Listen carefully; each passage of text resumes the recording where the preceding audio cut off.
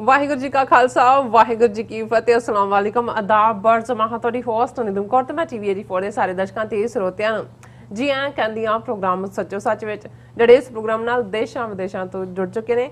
ਖਾਲਸਾ ਨੂੰ ਫੇਰ ਸੈਂਟਰ ਦੇ ਸੰਚਾਲਕ ਡਾਕਟਰ ਅਮਰਜੀਤ ਸਿੰਘ ਜੀ ਸਟੂਡੀਓ 'ਚ ਮੇਰੇ ਨਾਲ ਸ਼ਾਮਲ ਨੇ। ਉਹਨਾਂ ਨਾਲ ਗੱਲਬਾਤ ਕਰਕੇ ਆਏ ਦੇ ਐਮ ਇਸ਼ੂਜ਼ ਉੱਪਰ ਉਹਨਾਂ ਤੋਂ ਉਹਨਾਂ ਦਾ ਤਜ਼ੀਆ ਜਾਣਦੇ ਆ।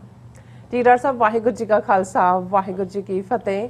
हाँ जी नीलम कौर जी ਤੁਹਾਨੂੰ भी ਤੇ ਦੁਨੀਆ ਭਰ ਚ ਬੈਠੇ ਸਾਡੇ ਬਹੁਤ ਹੀ ਪਿਆਰੇ ਸੋਹਣੇ ਸਿਆਣੇ ਟੀਵੀ 84 ਦੇ ਦਰਸ਼ਕਾਂ ਨੂੰ ਵੀ ਵਾਹਿਗੁਰੂ ਜੀ ਕਾ ਖਾਲਸਾ ਵਾਹਿਗੁਰੂ ਜੀ ਕੀ ਫਤਿਹ ਤੇ ਸਾਡੇ ਬਹੁਤ ਹੀ ਪਿਆਰੇ ਮੁਸਲਮਾਨ ਭੈਣਾਂ ਭਰਾਵਾਂ ਨੂੰ अस्सलाम वालेकुम। जी राज साहब जी आनू प्रोग्राम सचो सच विच बहुत शुक्रिया। जी राज साहब अज 15 सितंबर 2021 29 पादू नानकशाही संमत 553 ਦਾ ਦਿਨ ਹੈ ਤੇ ਡਾਕਟਰ ਸਾਹਿਬ ਪ੍ਰੋਗਰਾਮ ਸ਼ੁਰੂ ਕਰਨ ਤੋਂ ਪਹਿਲਾਂ ਅਸੀਂ ਆਪਣੇ ਦਰਸ਼ਕਾਂ ਤੇ ਸਰੋਤਿਆਂ ਨੂੰ ਹਮੇਸ਼ਾ ਤਰ੍ਹਾਂ ਦੱਸ ਦਈਏ ਵਿਊਅਰਸ ਜੇ ਤੁਸੀਂ ਹੱਕ ਸੱਚ ਇਨਸਾਫ ਤੇ ਪੈਰਾ ਦਿੰਦਾ ਇੱਕੋ ਇੱਕ ਚੈਨਲ ਟੀਵੀ 84 ਨੂੰ ਦੇਖਣਾ ਚਾਹੁੰਦੇ ਹੋ ਤਾਂ ਤੁਸੀਂ ਦੇਖ ਸਕਦੇ ਹੋ ਸਪੈਕਟਰਮ ਕੇਬਲ ਆਸਿਨ ਕੇਬਲ ਬੈਲਫੈਲ ਕੇਬਲ ਕੈਨੇਡਾ roku ਜਾਦੂ ਬਾਕਸ ਅਸ਼ਾਵਾ ਫੇਸਬੁੱਕ ਟੀਵੀ 84 ਦੀ ਐਪ ਰਾਹੀਂ online streaming and IP box ਤੇ ਤੁਸੀਂ ਟੀਵੀ 84 ਨੂੰ ਦੇਖ ਸਕਦੇ ਹੋ।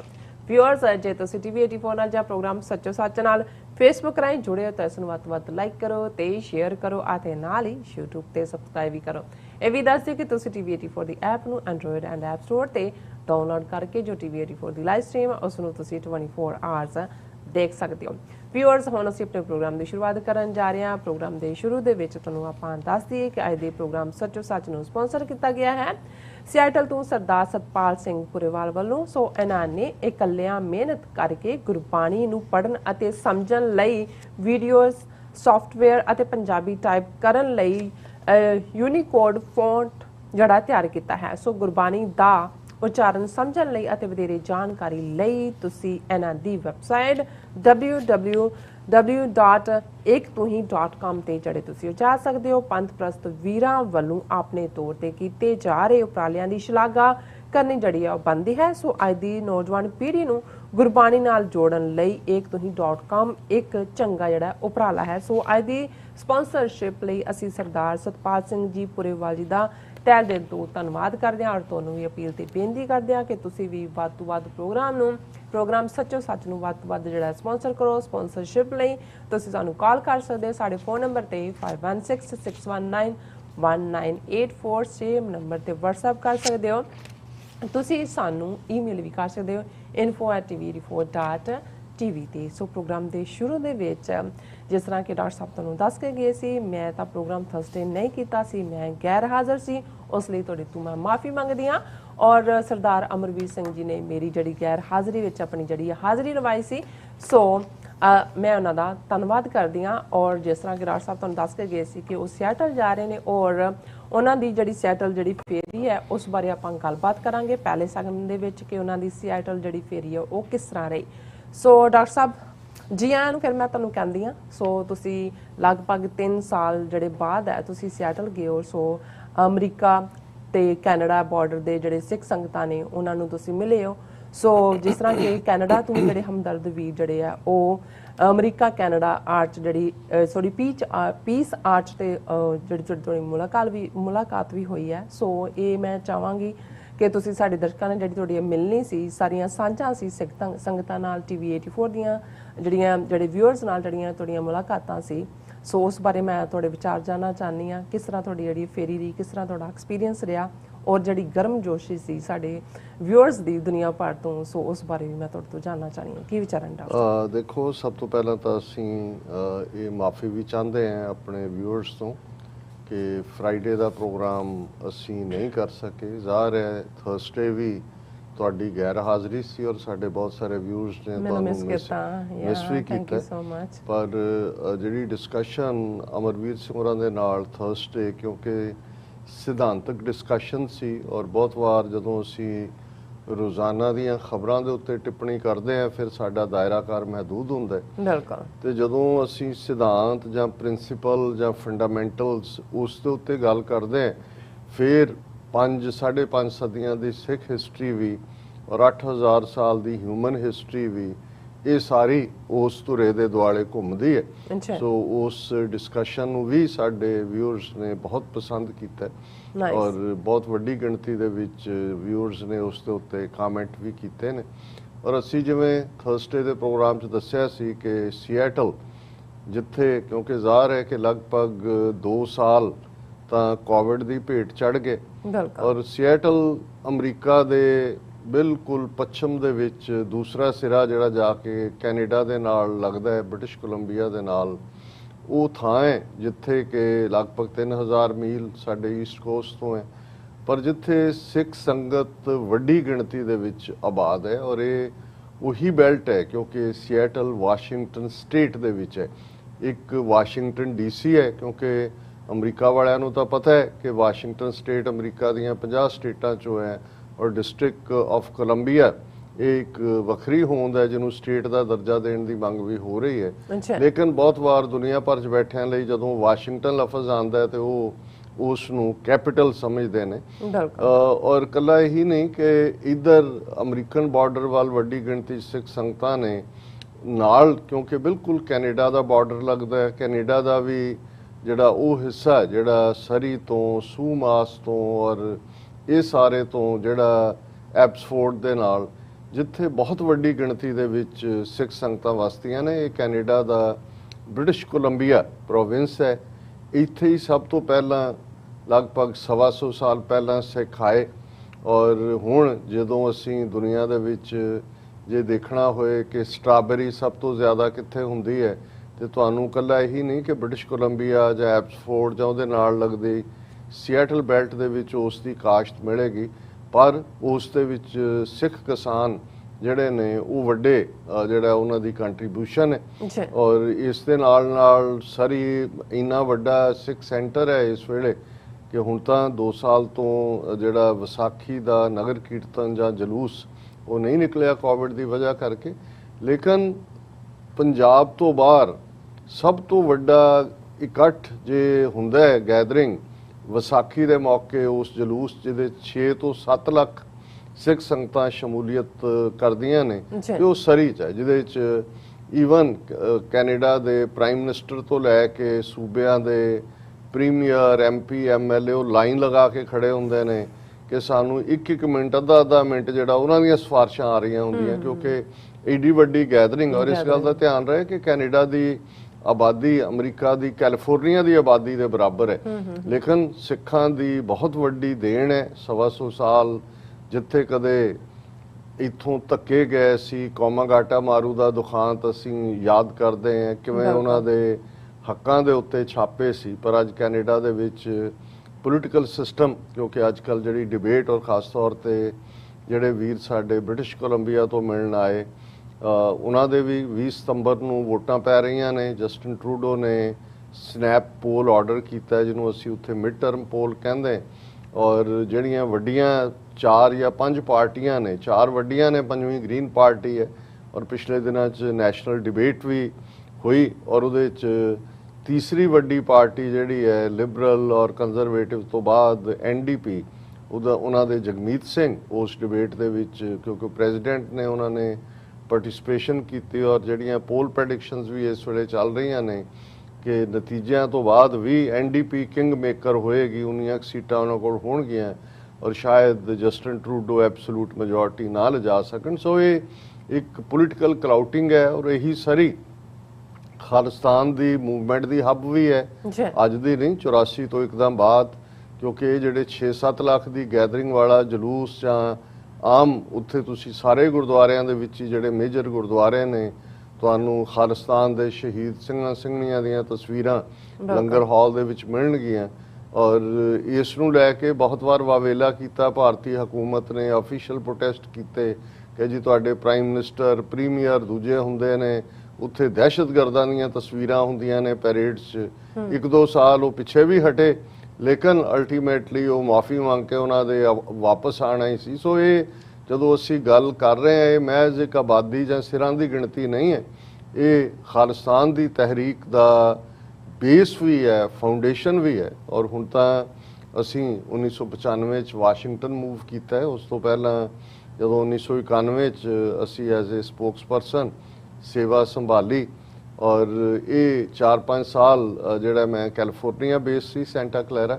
ਸੋ ਕੈਨੇਡਾ ਮੇਰਾ ਦੂਸਰਾ ਘਰ ਸੀ ਔਰ ਲਗਭਗ ਸਾਲ ਦੇ 6 ਮਹੀਨੇ ਸਰੀ ਤੋਂ ਲੈ ਕੇ ਟੋਰਾਂਟੋ ਤੱਕ ਦੀ ਬੈਲਟ ਦੇ ਵਿੱਚ ਅਸੀਂ ਗੁਜ਼ਾਰਦੇ ਰਹੇ ਔਰ ਉਸ ਪੀਰੀਅਡ 'ਚ 1992-93 'ਚ ਕੈਨੇਡਾ ਦੀਆਂ ਵੱਡੀਆਂ university of British Columbia, Calgary, Alberta, York university, Toronto university, ਇਹਨਾਂ ਸਾਰਿਆਂ ਦੇ ਵਿੱਚ ਸਿੱਖ ਸਟੂਡੈਂਟ ਐਸੋਸੀਏਸ਼ਨ ਦੀਆਂ ਬ੍ਰਾਂਚਿਸ ਵੀ ਬਣੀਆਂ, ਬੜੇ ਬੜੇ ਸੈਮੀਨਾਰ ਹੋਏ। ਸੋ ਕੈਨੇਡਾ ਦੇ ਜਦੋਂ ਵੀਰ ਭੈਣਾਂ ਮਿਲਣ ਵੀ ਆਉਂਦੇ ਨੇ ਤੇ ਉਹ ਵੀ ਇੱਕ ਪ੍ਰੀਤ ਮਿਲਣੀ ਤਾਂ ਹੁੰਦੀ ਹੈ, ਉਹ ਇੱਕ ਹੋਮ ਮਿਲਣੀ ਵੀ ਹੁੰਦੀ ਹੈ। ਪਰ ਮੈਂ ਵੇਰਵੇ ਸਹਿਤ ਕਿਉਂਕਿ ਇਸ ਸੈਗਮੈਂਟ 'ਚ ਅਸੀਂ ਇਹੀ ਗੱਲ ਕਰਨੀ ਹੈ ਕਿਉਂਕਿ ਇੱਕ ਜਿਹੜਾ ਕੋਵਿਡ-19 ਦੇ ਚੱਲਦੇ ਆ ਜਿੱਥੇ ਬਹੁਤ ਕੁਝ ਅਨਸਰਟਨ ਸੀ, ਐਸਾ ਕੁਝ ਵੀ ਵਾਪਰਿਆ, ਬਹੁਤ ਸਾਰੇ ਜਿਹੜੇ ਪੰਥਕ ਪਰਿਵਾਰ ਨੇ ਉਹਨਾਂ ਦੇ ਵਿੱਚ ਕਿਸੇ ਦਾ ਵਿਛੋੜਾ ਵੀ, ਕੋਈ ਕੁਦਰਤੀ ਵੀ, ਕੋਈ ਖੁਸ਼ੀ ਵੀ, ਕੋਈ ਗਮੀ ਵੀ। ਤੇ ਹੁਣ ਬੇਸ਼ੱਕ ਜਿਹੜੀ ਨਵਾਂ ਵੇਰੀਐਂਟ ਡੈਲਟਾ ਆਇਆ ਹੋਇਆ ਹੈ ਔਰ ਪਾਬੰਦੀਆਂ ਬਹੁਤ ਜ਼ਿਆਦਾ ਨੇ। ਕੈਨੇਡਾ ਤੋਂ ਇਸ ਵੇਲੇ ਸਿੱਧੇ ਤੌਰ ਤੇ ਬਾਈ ਲੈਂਡ ਅਮਰੀਕਾ 'ਚ ਐਂਟਰੀ ਨਹੀਂ ਹੈ, ਉਹਦੇ ਲਈ ਸਪੈਸ਼ਲ ਪਰਮਿਸ਼ਨ ਲੈਣੀ ਪੈਂਦੀ ਹੈ। ਕੋਈ ਮੀਡੀਆ ਪੀਪਲ, ਕੋਈ ਹੋਰ ਬਾਈ 에ਅਰ ਤੁਸੀਂ ਆ ਸਕਦੇ ਹੋ, ਉਹਦੇ 'ਚ ਵੀ ਬਹੁਤ ਸਾਰੇ ਸਬੂਤ ਚਾਹੀਦੇ ਨੇ ਕਿਉਂਕਿ ਪਾਬੰਦੀਆਂ ਅਮਰੀਕਾ ਨੇ ਲਾਈਆਂ ਹੋਈਆਂ। ਕੈਨੇਡਾ 'ਚ ਤਾਂ ਉਹਨਾਂ ਨੇ ਕਿਉਂਕਿ ਕਾਫੀ ਜ਼ੋਰਦਾਰ ਉਹਨਾਂ ਦੇ ਵੈਕਸੀਨੇਸ਼ਨ ਪ੍ਰੋਗਰਾਮ ਵੀ ਔਰ ਦੂਸਰੇ ਵੀ ਉੱਥੇ ਖੋਲ੍ਹੇ। ਸੋ ਇਹਦੇ ਕਰਕੇ ਜਿਹੜੀ ਬੜੇ ਸੀਮਤ ਦਾਇਰਾਕਾਰ ਦੇ ਵਿੱਚ ਹੀ ਆਵਾਜਾਈ ਹੁੰਦੀ ਹੈ। ਲੇਕਿਨ ਅਸੀਂ ਪ੍ਰੋਗਰਾਮ ਇਸ ਢੰਗ ਨਾਲ ਹੀ ਬਣਾਇਆ ਸੀ ਕਿ ਉੱਥੇ ਬੈਂਸ ਪਰਿਵਾਰ, ਸਰ ਹਰਭਜਨ ਸਿੰਘ ਬੈਂਸ, ਮਾਤਾ ਪ੍ਰਕਾਸ਼ ਕੌਰ, ਜਿਹੜੇ ਹੁਣ ਭਾਵੇਂ ਦੋਵੇਂ ਜੀ ਇਸ ਦੁਨੀਆ 'ਚ ਨਹੀਂ ਰਹੇ, ਪਰ ਜਦੋਂ ਵੀ 1990 ਤੋਂ ਬਾਅਦ ਮੇਰਾ ਕੈਨੇਡਾ ਵੀ ਜਾਣਾ ਹੁੰਦਾ ਸੀ, ਸਿਐਟਲ ਮੇਰਾ ਪਹਿਲਾ ਸਟਾਪ ਸੀ, ਇਹਨਾਂ ਦਾ ਪਰਿਵਾਰ ਇਹੀ ਹੋ ਸੀ। ਸੋ ਉਹਨਾਂ ਦੇ ਸਰ ਹਰਭਜਨ ਸਿੰਘ ਬੈਂਸ ਦੇ ਪੋਤੇ ਯਾਨੀ ਕਿ ਹਰਿੰਦਰਪਾਲ ਸਿੰਘ, ਭੈਣ ਜੀ ਚਰਨਜੀਤ ਕੌਰ, ਉਹਨਾਂ ਦੇ ਸਪੁੱਤਰ, ਉਹਨਾਂ ਦਾ ਆਨੰਦ ਕਾਰਜ ਸੀ ਔਰ ਸਿਐਟਲ ਤੋਂ ਜਾ ਕੇ ਜਿਹੜੇ ਬੱਚੀ ਵਾਲੇ ਨੇ ਜਿਨ੍ਹਾਂ ਦੇ ਨਾਲ ਆਨੰਦ ਕਾਰਜ ਹੋਇਆ ਉਹ ਲਿੰਡਨ ਬੇਸਡ, ਇਹ ਬਿਲਕੁਲ ਇਹ ਵੀ ਕੈਨੇਡਾ ਦੇ ਬਾਰਡਰ ਨਾਲ ਲੱਗਦਾ, ਉਸ ਦੇ ਵਿੱਚ ਇਹ ਆਨੰਦ ਕਾਰਜ ਸੀ ਗੁਰਦੁਆਰਾ ਗੁਰੂ ਨਾਨਕ ਸਾਹਿਬ, ਲਿੰਡਨ ਵਰਜੀਨੀਆ। ਔਰ ਕਿਉਂਕਿ ਇੱਕ ਬੜਾ ਪੰਥ ਸੇਵਕ ਪਰਿਵਾਰ ਹੈ, ਸੋ ਵੱਡੀ ਗਿਣਤੀ ਦੇ ਵਿੱਚ ਜਿਹੜੀਆਂ ਨੇ ਹਾਲਾਂਕਿ ਰੈਸਟ੍ਰਿਕਸ਼ਨਸ ਵੀ ਚੱਲ ਰਹੀਆਂ ਨੇ ਲੇਕਿਨ ਸ਼ਮੂਲੀਅਤ ਸੀ। ਦਰਸ਼ਕ ਸਿਲਸਿਲੇਵਾਰ ਉਹਨਾਂ ਦੇ ਥੋੜੇ ਜਿਹੜੇ ਨੇ ਉਹ ਸਨੈਪਸ਼ਾਟ ਦੇਖ ਸਕਦੇ ਨੇ ਔਰ ਉਸ ਦੇ ਵਿੱਚ ਰਿਪਰੈਜ਼ੈਂਟੇਟਿਵ ਗੈਦਰਿੰਗ ਵੀ ਸੀ, ਬਹੁਤ ਸਾਰੇ ਚਿਹਰੇ, ਇਹੀ ਨਹੀਂ ਕਿ 2-3 ਸਾਲ ਬਾਅਦ ਮਿਲੇ ਕਿਉਂਕਿ ਲਾਸਟ ਟਾਈਮ ਇਹਨਾਂ ਦਾ ਸਿਐਟਲ ਬਹੁਤ ਵੱਡਾ ਨਗਰ ਕੀਰਤਨ ਹੁੰਦਾ ਹੈ ਜਿਹਦੇ ਵਿੱਚ 15,000 ਦੀ ਪਾਰਟਿਸਿਪੇਸ਼ਨ ਹੁੰਦੀ ਹੈ। 2018 ਚ ਉਹ ਹੋਇਆ, ਉਹਦੇ ਤੋਂ ਬਾਅਦ 19 ਤੱਕ ਪਹੁੰਚਦੇ ਆ ਕੋਵਿਡ ਸ਼ੁਰੂ ਹੋ ਗਿਆ, 2020 ਵੀ ਜਾਰੀ ਰਿਹਾ, 21 ਵੀ ਹੁਣ ਅਸੀਂ ਸਪਟੈਂਬਰ ਤੱਕ ਆ ਗਏ ਆ। ਸੋ ਬਹੁਤ ਵਾਰ ਜਿਹੜਾ ਉੱਥੋਂ ਦੇ ਜਿਹੜੇ ਸੰਗਤਾਂ ਦੇ ਨਾਲ ਵੀ ਪਲੱਸ ਕੈਨੇਡਾ ਤੋਂ, ਕਿਉਂਕਿ ਉੱਥੇ ਸਰੀ ਕੋਈ ਇਵੈਂਟ ਹੋਏ ਤੇ ਸਿਐਟਲ ਵਾਲੇ ਪਹੁੰਚ ਜਾਂਦੇ ਨੇ, 2.5-3 ਘੰਟੇ ਦਾ ਡਿਸਟੈਂਸ ਹੈ ਔਰ ਇਸੇ ਤਰ੍ਹਾਂ ਵਾਈਸਾ ਵਰਸਾ ਹੈ। ਸੋ ਇਸ ਆਨੰਦ ਕਾਰਜ ਦਾ ਵੀ ਬੜਾ ਆਪਣਾ ਚਾਰਮ ਆਨੰਦ ਸੀ ਔਰ ਮੈਨੂੰ ਮੌਕਾ ਵੀ ਮਿਲਿਆ ਸਿੱਖ ਸੰਗਤ ਨੂੰ ਐਡਰੈਸ ਕਰਨ ਦਾ। ਹਮੇਸ਼ਾ ਹੀ ਜਿਹੜਾ ਜਿੰਨਾ ਪਿਆਰ ਉਸ ਪਾਸਿਓਂ ਸਾਨੂੰ, ਕਿਉਂਕਿ ਉਹ ਉਹਨਾਂ ਦਿਨਾਂ ਤੋਂ ਜਾਣਦੇ ਨੇ। ਹਾਂ ਇੰਨਾ ਕੋਈ ਜ਼ਰੂਰ ਆ ਕੇ ਕਹੇਗਾ ਡਾਕਟਰ ਸਾਹਿਬ ਜਦੋਂ ਤੁਸੀਂ 91 ਚ ਆਏ ਸੀ ਤੁਹਾਡੀ ਦਾੜੀ ਕਾਲੀ ਸੀ ਹੁਣ ਚਿੱਟੀ ਹੋ ਗਈ। ਮੈਂ ਕਿਹਾ ਜੀ ਆਪਣੀ ਸ਼ਕਲ ਵੀ ਦੇਖੋ ਸ਼ੀਸ਼ੇ, ਜਦੋਂ ਤੁਸੀਂ ਕੀ ਹੋਵੋਗੇ ਹੁਣ ਕੀ। ਲੇਕਿਨ ਇਹ ਇੱਕ ਸਾਂਝ ਦੀ ਗੱਲ ਵੀ ਹੁੰਦੀ ਹੈ ਕਿ ਜਿੱਥੇ ਰਹਿੰਦੇ ਆ ਜਾਂ ਜਿਨ੍ਹਾਂ ਨਾਲ ਮਿਲਦੇ ਆ ਕਾਲਿਆਂ ਤੋਂ ਚਿੱਟੇ ਹੋ ਜਾਣ। ਸੋ ਉਹ ਸਮਝੋ ਕਿ ਭਾਈ ਉਹ ਵੀ ਆਪਣੇ ਉਸ ਨੋਸਟੈਲਜੀਆ ਨੂੰ ਯਾਦ ਕਰ ਰਹੇ ਹੁੰਦੇ ਨੇ ਜਾਂ ਉਹਨਾਂ ਨੂੰ ਉਸ ਦੀ ਯਾਦ ਦਹਾਨੀ ਹੁੰਦੀ ਹੈ। ਔਰ ਸਾਡਾ ਜਿਹੜਾ ਇਹ ਸਾਰੇ ਸਮੇਂ ਦਾ ਜਿੱਥੇ ਅਸੀਂ ਪ੍ਰੀਤ ਮਿਲਣੀ ਦੀ ਗੱਲ ਕਰਦੇ ਹਾਂ, ਹੁਣ ਪ੍ਰੀਤ ਮਿਲਣੀ ਜ਼ਾਹਰ ਹੈ ਕਿ ਇੱਕ ਦੁਨਿਆਵੀ ਜਦੋਂ ਇਸ਼ਕ ਮਿਜ਼ਾਜੀ ਦੀ ਗੱਲ ਹੁੰਦੀ ਹੈ ਉਹ ਇੱਕ ਦੁਨਿਆਵੀ ਸਬੰਧ ਨੇ, ਇਸ਼ਕ ਹਕੀਕੀ ਰੱਬ ਦੀ ਦੁਨੀਆ ਹੈ। ਪਰ ਜਦੋਂ ਤੁਸੀਂ ਇਸ਼ਕ ਹਕੀਕੀ ਦਾ ਰਸਤਾ ਚੁਣਦੇ ਹੋ ਜਿਹੜਾ ਸੱਚ ਹੱਕ ਇਨਸਾਫ ਦਾ ਰਸਤਾ ਹੈ, ਬਿਲਕੁਲ ਜਿਸ ਨੂੰ ਗੁਰੂ ਨੇ ਰਹਿਮਤ ਕਰਕੇ ਸਾਡੇ ਸਿਰ ਤੇ ਹੱਥ ਰੱਖ ਕੇ ਸਾਨੂੰ ਇਸ ਸੇਵਾ ਵੱਲ ਲਾਇਆ, ਤੇ ਫਿਰ ਜਿਹੜੇ ਤੁਹਾਡੇ ਨਾਲ ਜੁੜਦੇ ਨੇ ਅਸਲ 'ਚ ਉਹ ਇਸ਼ਕ ਹਕੀਕੀ ਨੂੰ ਹੀ ਪਿਆਰ ਕਰ ਰਹੇ ਹੁੰਦੇ ਨੇ। ਉਹਨਾਂ ਨੂੰ ਸੱਚ ਚੰਗਾ ਲੱਗਦਾ ਹੈ, ਉਹਨਾਂ ਨੂੰ ਸੱਚ ਦੇ ਲਈ ਖਲੋਣ ਵਾਲਾ, ਤੁਰਨ ਵਾਲਾ, ਸੱਚ ਦੇ ਨਾਂ ਦੇ ਉੱਤੇ ਕੂੜ ਨੂੰ ਵੰਗਾਰਨ ਵਾਲਾ ਉਹ ਪਿਆਰਾ ਲੱਗਦਾ ਹੈ। ਔਰ ਅਸੀਂ ਇਹ ਜ਼ਰੂਰ ਆਪਣੇ ਪਿਆਰਿਆਂ ਦੇ ਦਿਲਾਂ ਦੇ ਵਿੱਚ ਥਾਂ ਬਣਾਈ ਹੈ।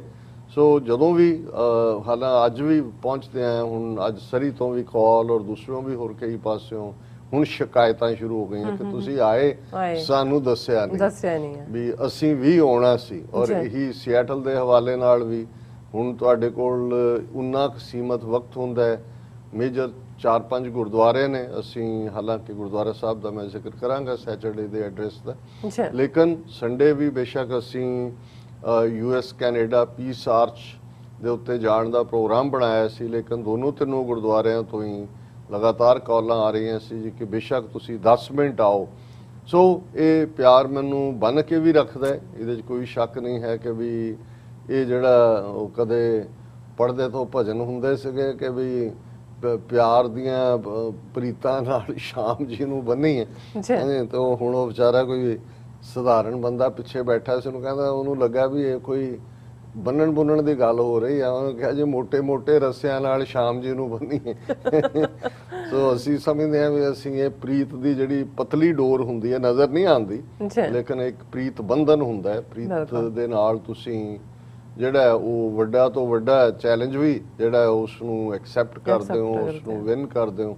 ਸੋ ਫਰਾਈਡੇ ਜਿਉਂ ਹੀ ਅਸੀਂ ਆਨੰਦ ਕਾਰਜ ਤੋਂ ਬਾਅਦ, ਕਿਉਂਕਿ ਮੈਂ ਜਿਵੇਂ ਦੱਸਿਆ ਕਿ ਉਹ ਬਾਰਡਰ ਤੇ ਸੀ ਗੁਰਦੁਆਰਾ ਗੁਰੂ ਨਾਨਕ ਸਾਹਿਬ ਲਿੰਡਨ, ਵਾਪਸ ਆਏ ਤੇ ਫਿਰ ਜਿਸ ਘਰ ਦੇ ਵਿੱਚ ਜਿਹੜੇ ਸਾਡੇ ਹੋਸਟ ਬਹੁਤ ਹੀ ਪਿਆਰਾ ਪਰਿਵਾਰ ਵੀਰ ਨਵਤੇਜ ਸਿੰਘ ਬਿੰਦਰ, ਉਹਨਾਂ ਦੇ ਘਰੋਂ ਭੈਣ ਜੀ, ਉਹਨਾਂ ਦੀਆਂ ਬਹੁਤ ਪਿਆਰੀਆਂ ਬੱਚੀਆਂ, ਸੇਵਾ ਔਰ ਹਿਊਮਿਲਿਟੀ ਮੈਂ ਬਹੁਤ ਵਾਰ ਮਹਿਸੂਸ ਕਰਦਾ ਕਿ ਜਿਨ੍ਹਾਂ ਘਰਾਂ ਦੇ ਵਿੱਚ ਬੀਬੀਆਂ ਦੇ ਵਿੱਚ ਸਿਦਕ ਹੈ, ਸਬਰ ਹੈ, ਗੁਰੂ ਦੇ ਉੱਤੇ ਫੇਥ ਹੈ, ਤੁਹਾਨੂੰ ਉਸ ਘਰ 'ਚ ਰਹਿੰਦਿਆਂ ਹਰ ਪਲ ਇਬਾਦਤ ਦਾ ਪਲ ਲੱਗਦਾ। ਤੁਹਾਨੂੰ ਲੱਗਦਾ ਹੈ ਤੁਸੀਂ ਜਦੋਂ ਇੰਟਰੈਕਸ਼ਨ ਵੀ ਕਰਦੇ ਹੋ ਕਿ ਵੀ ਤੁਹਾਨੂੰ ਐਕਸਟਰਾ ਗੁਟਕਾ ਲੈ ਕੇ ਤੁਸੀਂ ਪਾਠ ਜਿਵੇਂ ਕਰ ਰਹੇ ਹੋ, ਤੇ ਜੇ ਸੱਚਮੁੱਚ ਤੁਹਾਡਾ ਮਨ ਜੁੜਿਆ ਹੋਏ ਜਿਵੇਂ ਦਾ ਤੁਹਾਨੂੰ ਉਦੋਂ ਮਹਿਸੂਸ ਹੁੰਦਾ ਹੈ।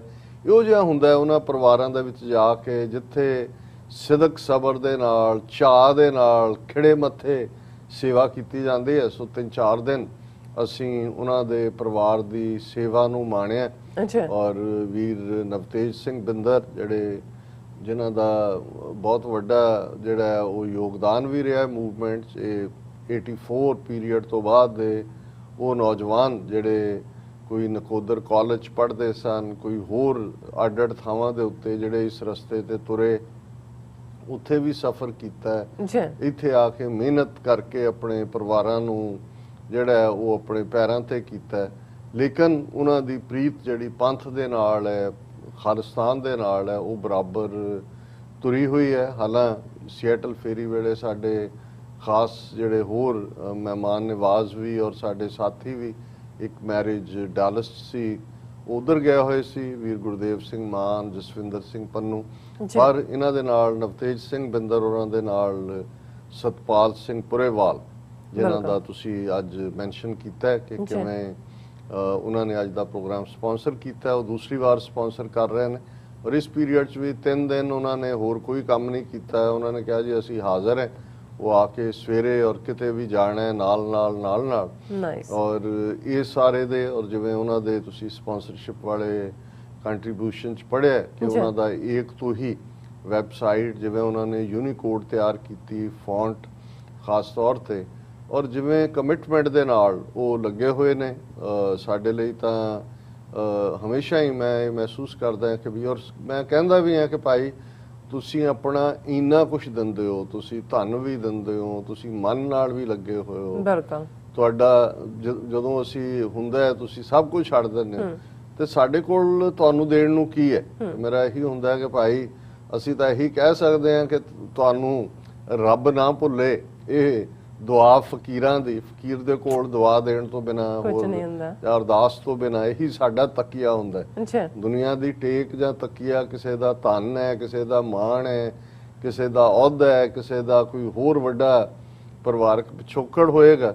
ਅਸੀਂ ਤਾਂ ਜਿਹੜਾ ਇਸ ਸਾਰੇ ਜਿਹੜੇ ਇਸ ਪਾਸੇ ਤੁਰੇ ਹੋਏ ਨੇ ਔਰ ਕੌਮੀ ਖਾਲਿਸਤਾਨ ਬਣਾਉਣ ਦੇ ਲਈ ਆਪਣਾ ਯੋਗਦਾਨ ਪਾਉਂਦੇ ਨੇ, ਉਹਨਾਂ ਦੀ ਅਸੀਂ ਚੜ੍ਹਦੀ ਕਲਾ ਦੀ ਅਰਦਾਸ ਕਰਦੇ ਹਾਂ। ਸੋ ਫਰਾਈਡੇ ਜਿਉਂ ਹੀ ਅਸੀਂ ਸ਼ਾਮ ਬੈਠੇ, ਪੁਰੇਵਾਲ ਸਾਹਿਬ ਨੇ ਜਿਹੜਾ ਉਹ ਨਾਲ ਦੀ ਨਾਲ ਉਹ ਛੋਟਾ ਵੀਡੀਓ ਕਲਿੱਪ ਜਿਹੜਾ ਅੰਦਰ ਬੈਠਿਆਂ ਦੀ ਤਸਵੀਰ ਨਾਲ ਉਹ ਭੇਜ ਦਿੱਤਾ ਹੈ। ਫਿਰ ਨਾਲ ਦੀ ਨਾਲ ਚਾਰ ਚੁਫੇਰੇ ਉਹਨਾਂ ਨੂੰ ਮੈਸੇਜ ਵੀ ਸ਼ੁਰੂ ਹੋ ਗਏ ਦੂਰ ਦੂਰ ਤੱਕ ਅੱਗੋਂ ਸ਼ੇਅਰ ਹੋਣਾ ਕਿ ਜੀ ਆਏ ਨੇ ਡਾਕਟਰ ਸਾਹਿਬ। ਔਰ ਦੂਜਾ ਸੋ ਸੈਚਰਡੇ ਜਿਹੜਾ ਹੈ ਅਸੀਂ ਗੁਰਦੁਆਰਾ ਗੁਰੂ ਤੇਗ ਬਹਾਦਰ ਸਾਹਿਬ ਜਿਹੜਾ ਖਾਲਿਸਤਾਨ ਦੇ ਸ਼ਹੀਦਾਂ ਦੀ ਯਾਦ ਨੂੰ ਸਮਰਪਿਤ ਹੈ, ਉਸ ਦੇ ਵਿੱਚ ਔਰ ਉਹਦੀ ਨਵੀਂ ਬਿਲਡਿੰਗ ਬਣ ਰਹੀ ਹੈ। ਪਰ ਉੱਥੇ ਸਾਡੇ ਇੱਕ ਹੋਰ ਵੀਰ ਜਸਵੰਤ ਸਿੰਘ ਜਿਨ੍ਹਾਂ ਦੇ ਪਰਿਵਾਰ ਵੱਲੋਂ ਉਹਨਾਂ ਦੀ ਬੱਚੀ ਜਿਸ ਦਾ ਨਾਮ ਵੀ ਬੜਾ ਪਿਆਰਾ ਸੂਖਮ ਕੌਰ, ਉਹਨਾਂ ਦੀ ਜਨਮ ਦਿਨ ਦੇ ਲਈ ਸਮਾਗਮ ਰੱਖਿਆ ਸੀ। ਉਹਦੇ 'ਚ ਵੀ ਔਰ ਉਹਨਾਂ ਦੇ ਸਾਰੇ ਜਿਹੜੇ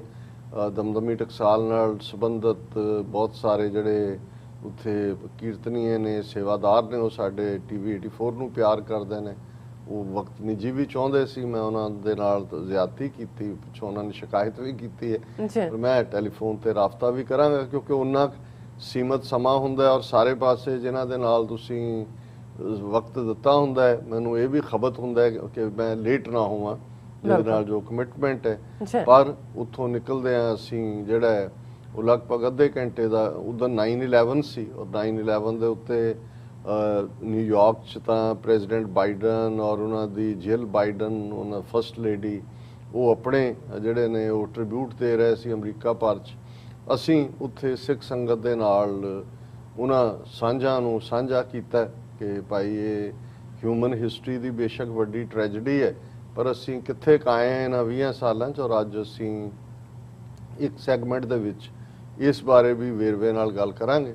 ਔਰ ਉੱਥੋਂ ਨਿਕਲਦੇ ਆ ਫਿਰ ਜਿਹੜੀ ਇੱਕ ਦੂਸਰੀ ਮਿਲਣੀ ਵੀਰ ਤਨਵੀਰ ਸਿੰਘ ਉਹਨਾਂ ਨੇ ਆਪਣੇ ਘਰ ਰੱਖੀ ਸੀ, ਜਿਹਦੇ 'ਚ ਫਿਰ ਹੋਰ TV 84 ਦੇ ਜਿਹੜੇ ਪਿਆਰੇ ਵੀ ਔਰ ਜ਼ਾਹਰ ਹੈ ਖਾਲਿਸਤਾਨ ਦੇ ਪਰਵਾਨੇ ਵੀ, ਉਹਨਾਂ ਦੇ ਨਾਲ ਜਿਹੜਾ ਇੱਕ ਪੂਰੀ ਡਿਸਕਸ਼ਨ ਦਾ ਸੈਸ਼ਨ ਸੀ। ਔਰ ਵੈਸੇ ਨਾਲ ਨਾਲ ਹੁਣ ਕਿਉਂਕਿ ਅਸੀਂ ਸਵਾਦ ਆਪਣੇ ਵਿਊਅਰਸ ਨੂੰ ਦੇ ਰਹੇ ਹਾਂ ਤੇ ਬਾਕੀ ਜਿੱਥੇ ਪ੍ਰੀਤ ਮਿਲਣੀਆਂ ਹੋਣ ਉਹ ਨਾ ਪਕੌੜਿਆਂ ਬਿਨਾਂ ਹੁੰਦੀਆਂ ਨੇ, ਤਾਜ਼ੇ ਪਕੌੜੇ ਵੀ ਨਿਕਲ ਰਹੇ ਨੇ, ਜਲੇਬੀਆਂ ਤੱਕ ਵੀ ਗੱਲ ਪਹੁੰਚ ਜਾਂਦੀ ਹੈ। ਔਰ ਉਸ ਸਾਰੇ ਦੇ ਨਾਲ ਨਾਲ ਬਾਕੀ ਜੋ ਵੀ ਜੇ ਇਹ ਹੁਣ ਇਹ ਕਹਿਣਾ ਕਿ ਜੀ ਫਲਾਣੇ ਪੰਜਾਬੀ ਦੇ ਘਰ ਗਏ ਜਾਂ ਸਿੱਖ ਦੇ ਘਰ ਗਏ ਬਹੁਤ ਸੇਵਾ ਕੀਤੀ, ਉਹ ਕਹਿੰਦੇ ਜੀ ਉਹ ਤਾਂ ਕਰਨੀ ਸੀ। ਹਾਂ ਉਹ ਤਾਂ ਹਾਂ ਕਹਿੰਦੇ ਖਬਰ ਤਾਂ ਬਣਦੀ ਹੈ ਜੇ ਕੋਈ ਨਾ ਪੁੱਛੇ ਪਾਣੀ ਫਿਰ ਕਹੋ ਵੀ ਇਹ ਕਿੱਥੋਂ ਨਕੰਮੇ ਆ ਗਏ। ਸੋ ਉਹਦੇ 'ਚ ਹਾਲਾਂ ਜ਼ੁਬਾਨ ਤੇ ਵੀ ਕੰਟਰੋਲ ਕਰਨਾ ਪੈਂਦਾ ਹੈ, ਟੇਸਟ ਬਡਸ ਇੱਕ ਵਾਰੀ ਸਟਿਮੂਲੇਟ ਹੋ ਜਾਣ। ਸੋ ਔਰ ਮੈਂ ਸਮਝਦਾ ਕਿ ਵੀ ਇਹ ਜਿੱਥੇ ਆਪ ਸਾਰੇ ਸਖਤ ਮਿਹਨਤ ਕਰਦੇ ਨੇ ਉੱਥੇ ਕਿਵੇਂ ਕੌਮੀ ਦਰਦ ਤੋਂ ਬਿਨਾਂ ਇਹ ਕੌਮੀ ਦਰਦ ਦੀ ਸਾਂਝ ਹੈ। ਇਹ ਕੋਈ ਸ਼ਰੀਕਾਬਾਜ਼ੀ ਨਹੀਂ ਹੈ, ਇਹ ਕੋਈ ਲੋਕਾਚਾਰੀ ਨਹੀਂ ਹੈ ਕਿਉਂਕਿ ਹੁੰਦਾ ਨਾ ਸ਼ਰੀਕਾਂ 'ਚ ਵੀ ਵੱਧ ਕੇ ਕਰੋ ਜੀ, ਜੇ ਉਹਨੇ ਇਹ ਕੀਤਾ ਸੀ। ਇਹ ਪਿਆਰ ਦੇ ਜਿਹੜੇ ਭੁੱਖੇ ਲੋਕ ਔਰ ਪਿਆਰ ਦੇ ਹੀ ਪੁਤਲੇ ਇਸ ਪਾਸੇ ਤੁਰੇ ਹੋਏ। ਔਰ ਇਹ ਸਾਰੇ ਤੋਂ ਬਾਅਦ ਫਿਰ ਜਦੋਂ ਸੰਡੇ ਆਇਆ ਤਾਂ ਜ਼ਾਹਰ ਹੈ ਕਿ ਇੱਕ ਪ੍ਰੋਗਰਾਮ ਜਿਹੜਾ ਸਾਡੇ ਹੋਸਟ ਨੇ ਹੀ ਬਣਾਇਆ, ਸਿੰਘਾਂ ਨਾਲ ਗੱਲਬਾਤ ਕਰਕੇ ਉਹਨਾਂ ਨੇ ਕਿਹਾ ਜੀ ਕਿਉਂ ਨਾ ਅਸੀਂ ਜਿਹੜਾ ਅਮਰੀਕਾ ਕੈਨੇਡਾ ਬਾਰਡਰ ਦੇ ਉੱਤੇ ਜਿਹੜੀ ਪੀਸ ਆਰਚ ਵੱਡਾ ਪਾਰਕ ਹੈ ਦੋਨੋਂ ਪਾਸੇ, ਹਾਲਾਂਕਿ ਕੈਨੇਡਾ ਵਾਲੇ ਪਾਸਿਓਂ ਇਹ ਜਿਵੇਂ ਮੈਂ ਕਿਹਾ ਵੀ ਰਿਸਟ੍ਰਿਕਸ਼ਨਸ ਅਮਰੀਕਾ ਨੇ ਲਾਈਆਂ ਹੋਈਆਂ, ਬਾਈ ਰੋਡ ਉੱਥੋਂ ਕੋਈ ਐਂਟਰ ਨਹੀਂ ਕਰ ਸਕਦਾ, ਲਿਮਿਟਡ ਹੈ, ਉਹਦੀ ਪਹਿਲਾਂ ਪਰਮਿਸ਼ਨ ਲੈਣੀ ਪੈਂਦੀ ਹੈ। ਸੋ ਉਹ ਬੰਦ ਹੈ। ਲੇਕਿਨ ਉਹਨਾਂ ਨੇ ਕਿਹਾ ਜੀ ਪਾਰਕ ਹੈ। ਹਾਲਾਂ ਮੈਨੂੰ ਪਤਾ ਤਾਂ ਮੈਂ ਜਿਵੇਂ ਕਿਹਾ ਵੀ ਮੈਂ ਬਹੁਤ ਵਾਰ ਸੀਐਟਲ ਤੋਂ ਹੀ ਐਂਟਰ ਕੀਤਾ ਪਰ ਮੈਨੂੰ ਇਹ ਐਕਸਪੀਰੀਅੰਸ ਨਹੀਂ ਸੀ ਕਿ ਵੀ ਇਹ ਅਸੀਂ ਇਹ ਟਰਮ ਨੋ ਮੈਨਸ ਲੈਂਡ ਸੁਣੀ ਹੈ। ਔਰ ਜਦੋਂ ਤੁਸੀਂ ਪੀਸ ਆਰਚ ਕਹਿੰਦੇ ਹੋ, ਆਰਚ ਜਦੋਂ ਤੁਸੀਂ ਇੰਦਰ ਧਨੁਸ਼ ਕਹਿੰਦੇ ਹੋ, ਰੇਨਬੋ, ਹੁਣ ਰੇਨਬੋ ਦੇ ਵਿੱਚ ਰੇਨਬੋ ਇੱਕ ਉਸ ਆਰਕ ਸ਼ੇਪ ਹੁੰਦੀ ਹੈ ਔਰ ਆਰਚ, ਔਰ ਜ਼ਾਹਰ ਹੈ ਕਿ ਉਸ ਦੇ ਵਿੱਚ 7 ਰੰਗ ਹੁੰਦੇ ਨੇ। ਹੁਣ ਪੀਸ ਆਰਚ ਦੀ ਗੱਲ ਕਰਦੇ ਆ ਇਹ ਕਿ ਉੱਥੋਂ ਜਿਹੜੇ ਨੇ ਇਧਰ ਕ੍ਰਾਸਓਵਰ ਪਾਰਕ ਦੇ ਵਿੱਚ ਹੁਣ ਇਹ ਦੋਨੋਂ ਪਾਸਿਓਂ ਦਾ ਇੱਕ ਜਦੋਂ ਅਮਰੀਕਾ ਕੈਨੇਡਾ ਸੰਬੰਧਾਂ ਦੀ ਗੱਲ ਹੁੰਦੀ ਹੈ ਔਰ ਇਹਨਾਂ ਨੂੰ ਦੁਨੀਆ ਦੇ ਵਿੱਚ ਇੱਕ ਆਈਡੀਅਲ ਬਾਰਡਰ ਦੇ ਤੌਰ ਤੇ ਮੰਨਿਆ ਜਾਂਦਾ। ਹੁਣ ਅਸੀਂ ਜਦੋਂ ਨਜ਼ਰ ਮਾਰਦੇ ਹਾਂ ਕਿ ਜਦੋਂ ਬਾਰਡਰ ਲਫ਼ਜ਼ ਆ ਜਾਏ ਜੀ ਮੁਲਕ ਸਰਹੱਦ ਤੇ ਸਾਨੂੰ ਤਾਂ ਕੰਡਿਆਲੀ ਤਾਰ ਉਹਦੇ ਛੱਡਿਆ ਕਰੰਟ, ਤੇ ਜੇ ਤੁਸੀਂ ਉਹ ਵਾਘਾ ਬਾਰਡਰ ਦੇ ਉੱਤੇ ਦੇਖੋ ਜਿਹਨੂੰ ਰਿਟਰੀਟ ਸੈਰਾਮਨੀ ਕਹਿੰਦੇ ਨੇ, ਸ਼ਾਮ ਨੂੰ ਬਾਂਦਰਾਂ ਦਾ ਸ਼ੋਅ ਦੋਨੋਂ ਪਾਸਿਓਂ ਇਹਨਾਂ ਨੇ ਬਣਾ ਦਿੱਤਾ ਹੋਇਆ ਕਿ ਕਿਵੇਂ 6-6 ਫੁੱਟੇ ਜਿਹੜੇ ਨੇ ਚੁਣ ਕੇ ਦੋਨੋਂ ਪਾਸਿਓਂ ਲਿਆਂਦੇ ਹੁੰਦੇ ਨੇ, ਉਹ ਅੱਡੀ ਦੇ ਉੱਤੇ ਅੱਡੀ ਮਾਰ ਰਹੇ ਹੁੰਦੇ ਨੇ, ਸਲੂਟ, ਔਰ ਦੂਜੇ ਤੇ ਇੱਕ ਦੂਜੇ ਲੋਕ ਜਿਹੜੇ ਨੇ ਇੱਧਰ ਬੈਠੇ ਨੇ ਉੱਧਰ ਬੈਠੇ ਨੇ। ਸੋ ਉਹ ਇਵੇਂ ਲੱਗ ਰਿਹਾ ਹੁੰਦਾ ਵੀ ਲੜਾਈ ਹੁਣ ਵੀ ਜਿਵੇਂ ਇਹਨਾਂ ਦੀ ਹੱਡੀਆਂ ਖੜਕਾਉਣ ਦੀ ਲੜਾਈ ਹੋਣੀ ਹੈ ਆਪਸ ਦੇ ਵਿੱਚ, ਜਿਵੇਂ ਚੱਲ ਰਹੇ ਹੁੰਦੇ ਨੇ। ਔਰ ਜਦੋਂ ਕੋਈ ਬਿਟਰਨੈਸ ਹੁੰਦੀ ਹੈ ਫਿਰ ਸ਼ਾਊਟ ਵੀ ਹੋ ਰਿਹਾ ਹੁੰਦਾ ਦੋਨੋਂ ਪਾਸਿਓਂ। ਹੁਣ ਉਹਨੂੰ ਦੇਖਣ ਦੇ ਲਈ ਵੀ ਜਿਹੜੇ ਨੇ ਬੜੇ ਬੜੇ ਲੋਕ, ਜਿੱਥੇ ਅੰਮ੍ਰਿਤਸਰ ਦੀ ਵਿਜ਼ਿਟ ਦਰਬਾਰ ਸਾਹਿਬ ਜਾਂ ਜਲਿਆਂਵਾਲਾ ਬਾਗ ਜਾਂ ਦੂਜੇ ਲਈ ਹੁੰਦਾ ਜੀ ਉਹ ਰਿਟਰੀਟ ਸੈਰੇਮਨੀ, ਹਾਲਾਂ ਉਹਦੇ ਤੇ ਕੋਈ ਸੈਂਸਿਟਿਵ ਲੋਕਾਂ ਨੇ ਲਿਖਿਆ ਕਿ ਵੀ ਇਹ ਤੁਸੀਂ ਆਪਣਾ ਜਲੂਸ ਕਢਵਾ ਰਹੇ ਹੁੰਦੇ ਹੋ ਕਿ ਭਾਈ ਤੁਸੀਂ ਇੱਕੋ ਖਿੱਤੇ ਦੇ ਲੋਕ ਨਾਲ ਲੱਗਦੀਆਂ ਉਹੀ ਸਾਰਾ, ਵੀ ਤੁਹਾਨੂੰ ਕੀ ਤਕਲੀਫ ਹੈ, ਤੁਸੀਂ ਇਹ ਕੀ। ਔਰ ਇਹ ਅੱਜ ਨਹੀਂ, ਇਹ ਪਿਛਲੇ 75 ਸਾਲਾਂ ਤੋਂ ਇਹ ਡਰਾਮੇਬਾਜ਼ੀ ਹੋ ਰਹੀ ਹੈ। ਹੁਣ ਇਸ ਦੇ ਉਲਟ ਜੇ ਅਸੀਂ ਮੁਲਕਾਂ ਦੀ ਜਾਂ ਸਰਹੱਦਾਂ ਦੀ ਗੱਲ ਕਰੀਏ ਤੇ ਫਿਰ ਅਮਰੀਕਾ, ਕੈਨੇਡਾ, ਜੇ ਅਸੀਂ ਯੂਰਪ ਨੇ ਵੀ, ਇਹਦੇ 'ਚ ਕੋਈ ਸ਼ੱਕ ਨਹੀਂ ਹੈ। ਜਦੋਂ ਅਸੀਂ ਦੋਨੋਂ ਵਰਲਡ ਵਾਰਸ ਦੀ ਗੱਲ ਕਰਦੇ ਹਾਂ ਕਿ ਸੰਸਾਰ ਜੰਗਾਂ ਯੂਰਪ 'ਚ ਹੀ ਉਹਨਾਂ ਨੇ ਸ਼ੁਰੂ ਕੀਤੀਆਂ, ਉੱਥੇ ਹੀ ਮੁੱਕੀਆਂ, ਉਹੀ ਰਹੇ ਨੇ। ਪਰ ਜਦੋਂ ਉਹਨਾਂ ਨੇ ਵੀ ਇੱਕ ਵਾਰ ਇਹ ਸਮਝ ਲਿਆ ਕਿ ਵੀ ਨਹੀਂ, ਇਹ ਅਸੀਂ ਅਲਟੀਮੇਟਲੀ ਇੱਕੋ ਹੀ ਸਾਡੀ ਰੇਸ, ਮਜ਼ਹਬ ਵੀ ਕ੍ਰਿਸਚੀਅਨਿਟੀ, ਦੂਜਾ ਵੀ ਇਹ ਸਰਹੱਦਾਂ ਦੀ ਕੀ ਲੋੜ ਹੈ ਵੀ ਆਪਣੇ ਮੁਲਕਾਂ 'ਚ ਅਸੀਂ ਸੋਵਰਨ ਰਹੀਏ, ਆਣ ਜਾਣ ਪਾਬੰਦੀਆਂ ਜਿਹੜੀਆਂ ਨੇ ਉਹ ਨਾ ਹੋਣ। ਔਰ ਉਹਦੇ ਚੋਂ ਯੂਰਪੀਅਨ ਯੂਨੀਅਨ ਦਾ ਕਨਸੈਪਟ ਆਇਆ, ਯੂਰਪੀਅਨ ਪਾਰਲੀਮੈਂਟ ਦਾ ਕਨਸੈਪਟ ਆਇਆ, ਯੂਰਪੀਅਨ ਸੁਪਰੀਮ ਕੋਰਟ। ਅੱਜ ਕਿਉਂਕਿ ਯੂਕੇ ਦਾ ਹੁਣ ਨਿਕਲ ਗਿਆ ਜੇ, ਉਹਦੀ ਟੈਕਨੀਕਲ ਪਾਰਟ ਕਰਕੇ ਵਿੱਚ ਫਸਿਆ ਹੋਇਆ ਉਹਦੇ ਚੋਂ ਯੂਰਪੀਅਨ ਯੂਨੀਅਨ ਚੋਂ, ਉਹਨਾਂ ਨੂੰ ਤਾਂ ਆਪਣਾ ਪੌਂਡ ਭਾਰਾ ਲੱਗਦਾ ਹੈ ਕਿ ਵੀ ਅਸੀਂ ਜਿਹੜਾ ਉਹ ਯੂਰਪੀਅਨ ਡਾਲਰ 'ਚ ਫਸ ਗਏ। ਲੇਕਿਨ ਬਾਕੀ ਸਾਰੇ ਯੂਰਪੀਅਨ ਯੂਨੀਅਨ ਦੇ ਕੋਈ ਸਰਹੱਦਾਂ ਨਹੀਂ ਨੇ, ਤੁਸੀਂ ਇੱਕ ਤੋਂ ਦੂਜੇ ਤੋਂ ਤੀਜੇ ਜਾਂਦੇ ਹੋ। ਹੁਣ ਇਵੇਂ ਹੀ ਜੇ ਅਸੀਂ ਅਮਰੀਕਾ, ਕੈਨੇਡਾ ਦੇਖੀਏ, ਚਲੋ ਕੋਵਿਡ ਦੇ ਚੱਲਦੇ ਆ ਪਾਬੰਦੀਆਂ ਨੇ ਜਾਂ 9/11 ਤੋਂ ਬਾਅਦ, ਅਦਰਵਾਈਜ਼ ਤਾਂ ਡਰਾਈਵਰ ਲਾਇਸੈਂਸ ਦੇ ਉੱਤੇ ਹੀ ਆਣ ਜਾਣ ਸੀ। ਔਰ ਜਿਹਨੂੰ ਅਸੀਂ ਇਸ ਪੀਸ ਆਰਚ ਦੀ ਗੱਲ ਕਰ ਰਹੇ, ਇਹ ਜਦੋਂ ਤੋਂ ਜਿਹੜਾ ਇਹ ਬਣਿਆ ਉਹਦੇ 'ਚ ਹਮੇਸ਼ਾ ਇਹ ਹੁੰਦਾ ਸੀ ਕਿ ਭਾਈ ਬੇਸ਼ੱਕ ਮੁਲਕਾਂ ਦੇ ਆਪਣੇ ਸਿਸਟਮ ਨੇ, ਦੋਨਾਂ ਦੇ ਵੀਜ਼ਾ ਪ੍ਰੋਸੈਸ ਹੈ, ਆਪਣੀਆਂ ਸਿਟੀਜ਼ਨਸ਼ਿਪ ਨੇ, ਡਿਊਲ ਸਿਟੀਜ਼ਨਸ਼ਿਪ ਵੀ ਹੈ। ਕੈਨੇਡਾ ਨੇ ਤੁਹਾਨੂੰ ਡਿਊਲ, ਜਿਹੜੇ ਕੈਨੇਡੀਅਨ ਸਿਟੀਜ਼ਨ ਨੇ ਉਹ ਜੋ ਅਮਰੀਕਨ ਸਿਟੀਜ਼ਨ ਬਣ ਜਾਣ ਤੇ ਉਹ ਕੈਨੇਡੀਅਨ ਸਿਟੀਜ਼ਨਸ਼ਿਪ ਵੀ ਰੱਖ ਸਕਦੇ ਨੇ। ਪਰ ਸਭ ਤੋਂ ਵੱਡੀ ਗੱਲ ਕਿ ਇੰਨਾ ਖੂਬਸੂਰਤ ਦੋਨੋਂ ਪਾਸੇ ਪਾਰਕ, ਔਰ ਦਰਸ਼ਕ ਉਹ ਤਸਵੀਰਾਂ ਵੀ ਜਿਹੜੇ ਸਾਡੇ ਵੀਰ ਅਮਰਵੀਰ ਸਿੰਘ ਟੈਕਨੀਕਲ ਟੀਮ ਔਰ ਸਤਪਾਲ ਸਿੰਘ ਪੁਰੇਵਾਲ ਉਹਨਾਂ ਨੇ ਖਿੱਚੀਆਂ ਕਿ ਦੋਨੋਂ ਝੰਡੇ ਨੇ, ਔਰ ਉਧਰ ਵੀ ਪਾਰਕ ਹੈ, ਇੱਧਰ ਵੀ ਹੈ। ਪਰਿਵਾਰ ਜਿਹੜੇ ਨੇ ਆਏ, ਹੁਣ ਇਵੇਂ ਹੈ ਜੇ ਕੋਈ ਅਮਰੀਕਾ ਆਇਆ ਕਿਸੇ ਦੇ ਪਰਿਵਾਰ ਦਾ, ਕੈਨੇਡਾ 'ਚ ਉਹਨਾਂ ਦੇ ਜਾਣੂ ਰਹਿੰਦੇ ਨੇ, ਲੇਕਿਨ ਉਹਨਾਂ ਨੂੰ ਨਹੀਂ ਹੈ, ਕੈਨੇਡਾ ਦਾ ਵੀਜ਼ਾ ਨਹੀਂ ਮਿਲਿਆ ਜਾਂ ਜਾ ਨਹੀਂ ਸਕਦੇ, ਜਾਂ ਉਹ ਬਾਰਡਰ ਤੇ ਆ ਜਾਂਦੇ ਨੇ, ਉਹ ਆਪਣਾ ਆਈਡੀ ਦਿਖਾ ਕੇ ਇੱਧਰ ਆ ਗਏ ਉਸ ਥਾਂ। ਇਸੇ ਤਰ੍ਹਾਂ ਅਮਰੀਕਾ ਵਾਲੇ ਦੂਸਰੇ ਪਾਸੇ ਜਾਂਦੇ ਨੇ। ਪਰ ਸਭ ਤੋਂ ਸੁਖਾਵਾਂ ਜਦੋਂ ਤੁਸੀਂ ਉੱਥੇ ਮਾਹੌਲ ਦੇਖਦੇ ਹੋ, ਅਸੀਂ ਅਮਰੀਕਾ ਵਾਲੇ ਪਾਸਿਓਂ ਕਿਸੇ ਨੇ ਕੋਈ ਆਈਡੀ ਨਹੀਂ ਚੈੱਕ ਕੀਤੀ, ਕੋਈ ਉੱਥੇ ਤੁਹਾਨੂੰ ਫੌਜੀ ਨਜ਼ਰ ਨਹੀਂ ਆਂਦਾ, ਤੁਸੀਂ ਪਾਰਕ 'ਚ ਇਵੇਂ ਹੀ ਬੈਠੇ ਹੋ ਜਿਵੇਂ ਆਊਟਸਾਈਡ ਜਾ ਰਹੇ ਹੋ। ਔਰ ਉੱਥੇ ਖਲੋ ਕੇ ਜੋ ਮੇਰੇ ਭਾਵ ਸੀ,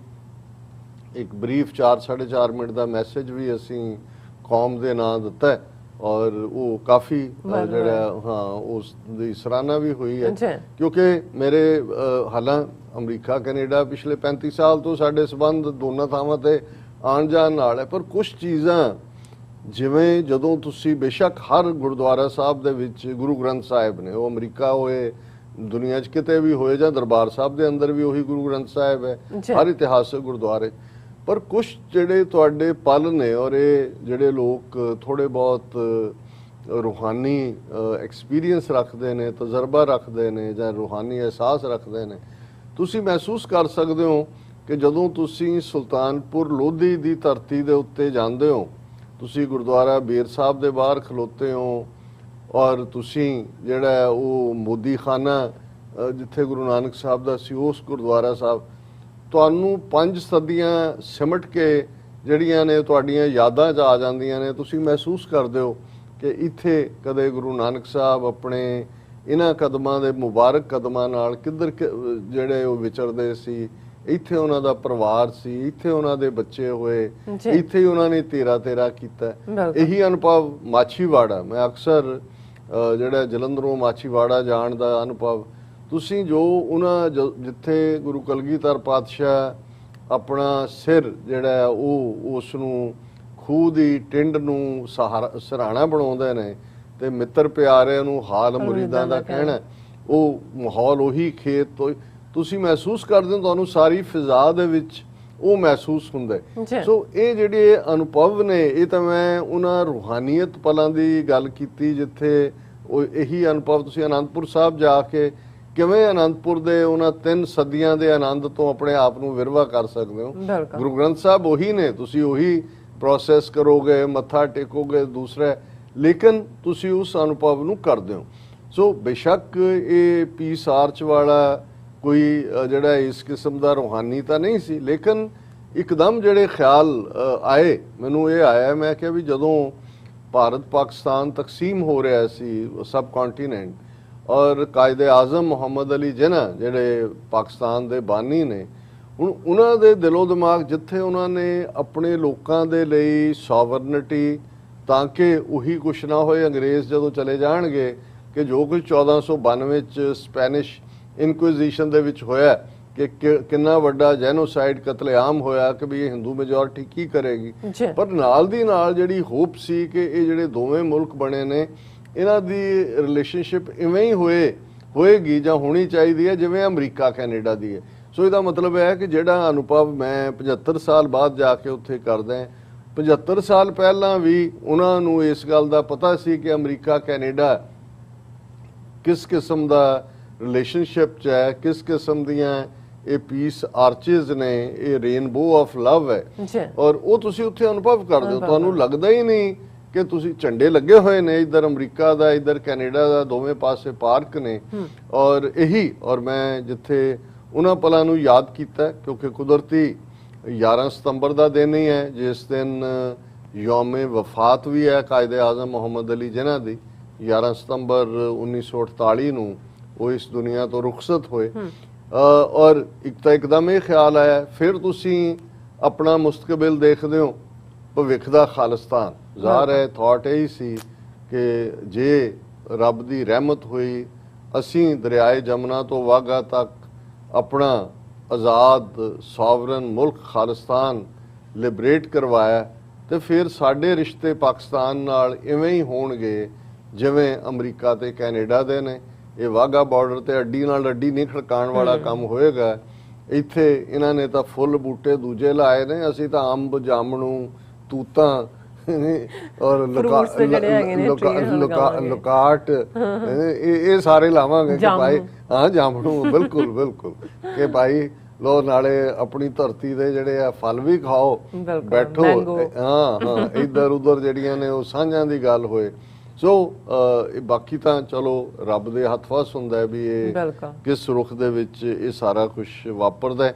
ਲੇਕਿਨ ਮੈਂ ਇਹ ਸਾਰੇ ਅਨੁਭਵ ਨੂੰ ਜਿਹੜਾ ਉਹ ਮਾਣਿਆ, ਸਾਰਿਆਂ ਦੀ ਜਿਹੜੀ ਉੱਥੋਂ ਵਾਲਿਆਂ ਦਾ ਪਿਆਰ, ਹਮੇਸ਼ਾ ਹੀ ਇਹੀ ਸਾਡੇ ਕੋਲ ਦੌਲਤ ਹੈ। ਜਦੋਂ ਰੈਡ ਆਈ ਫਲਾਈਟ ਸੀ, ਰਾਤ ਅਸੀਂ ਉੱਡੇ ਔਰ ਵਾਇਆ ਡਿਟਰੋਇਟ ਇੱਥੇ ਪਹੁੰਚੇ। ਹਾਲਾਂ ਥਕਾਵਟ ਆਪਣੀ ਥਾਂ ਹੁੰਦੀ ਹੈ, ਪਰ ਤੁਸੀਂ ਕਦੇ ਮਹਿਸੂਸ ਕਰੋ ਜਦੋਂ ਤੁਹਾਨੂੰ ਚਾਅ ਚੜ ਜਾਂਦਾ ਹੈ ਕਿਸੇ ਚੀਜ਼ ਦਾ, ਥਕਾਵਟ ਨਹੀਂ ਲੱਗਦੀ। ਹਾਲਾਂ ਬਹੁਤ ਸਾਰੇ ਵਿਚਾਰੇ ਆਪਣੇ ਵੱਲੋਂ ਤਰਸ ਕਰ ਰਹੇ ਹੁੰਦੇ ਨੇ ਕਿ ਤੁਸੀਂ ਇੰਨਾ ਇੱਧਰ ਗਏ ਉੱਧਰ ਗਏ, ਥੱਕ ਗਏ। ਮੈਂ ਕਿਹਾ ਨਹੀਂ ਭਾਈ, ਇਹ ਤੁਹਾਨੂੰ ਪਤਾ ਨਹੀਂ ਹੈ। ਲੋਕ ਤਾਂ ਜਿਹੜੇ ਨੇ ਉਹ ਸਮਝ ਹੀ ਨਹੀਂ ਸਕਦੇ ਕਿ ਭਾਈ ਇਹ ਜਿਹੜਾ ਪਿਆਰ ਹੈ, ਬਿਲਕੁਲ ਇਹ ਤੁਸੀਂ ਕਿੰਨੇ ਹੁੰਦਾ ਸੀ ਵੀ ਉਹ ਆ ਕੇ ਜੀ ਬੀ ਕੰਪਲੈਕਸ ਦੇ ਟੀਕੇ ਲਾ ਦਿਓ ਜੀ, ਤਾਕਤ ਦੇ ਟੀਕੇ ਲਵਾ ਲਓ, ਹੈ ਨਾ, ਇਹੀ ਹੁੰਦਾ।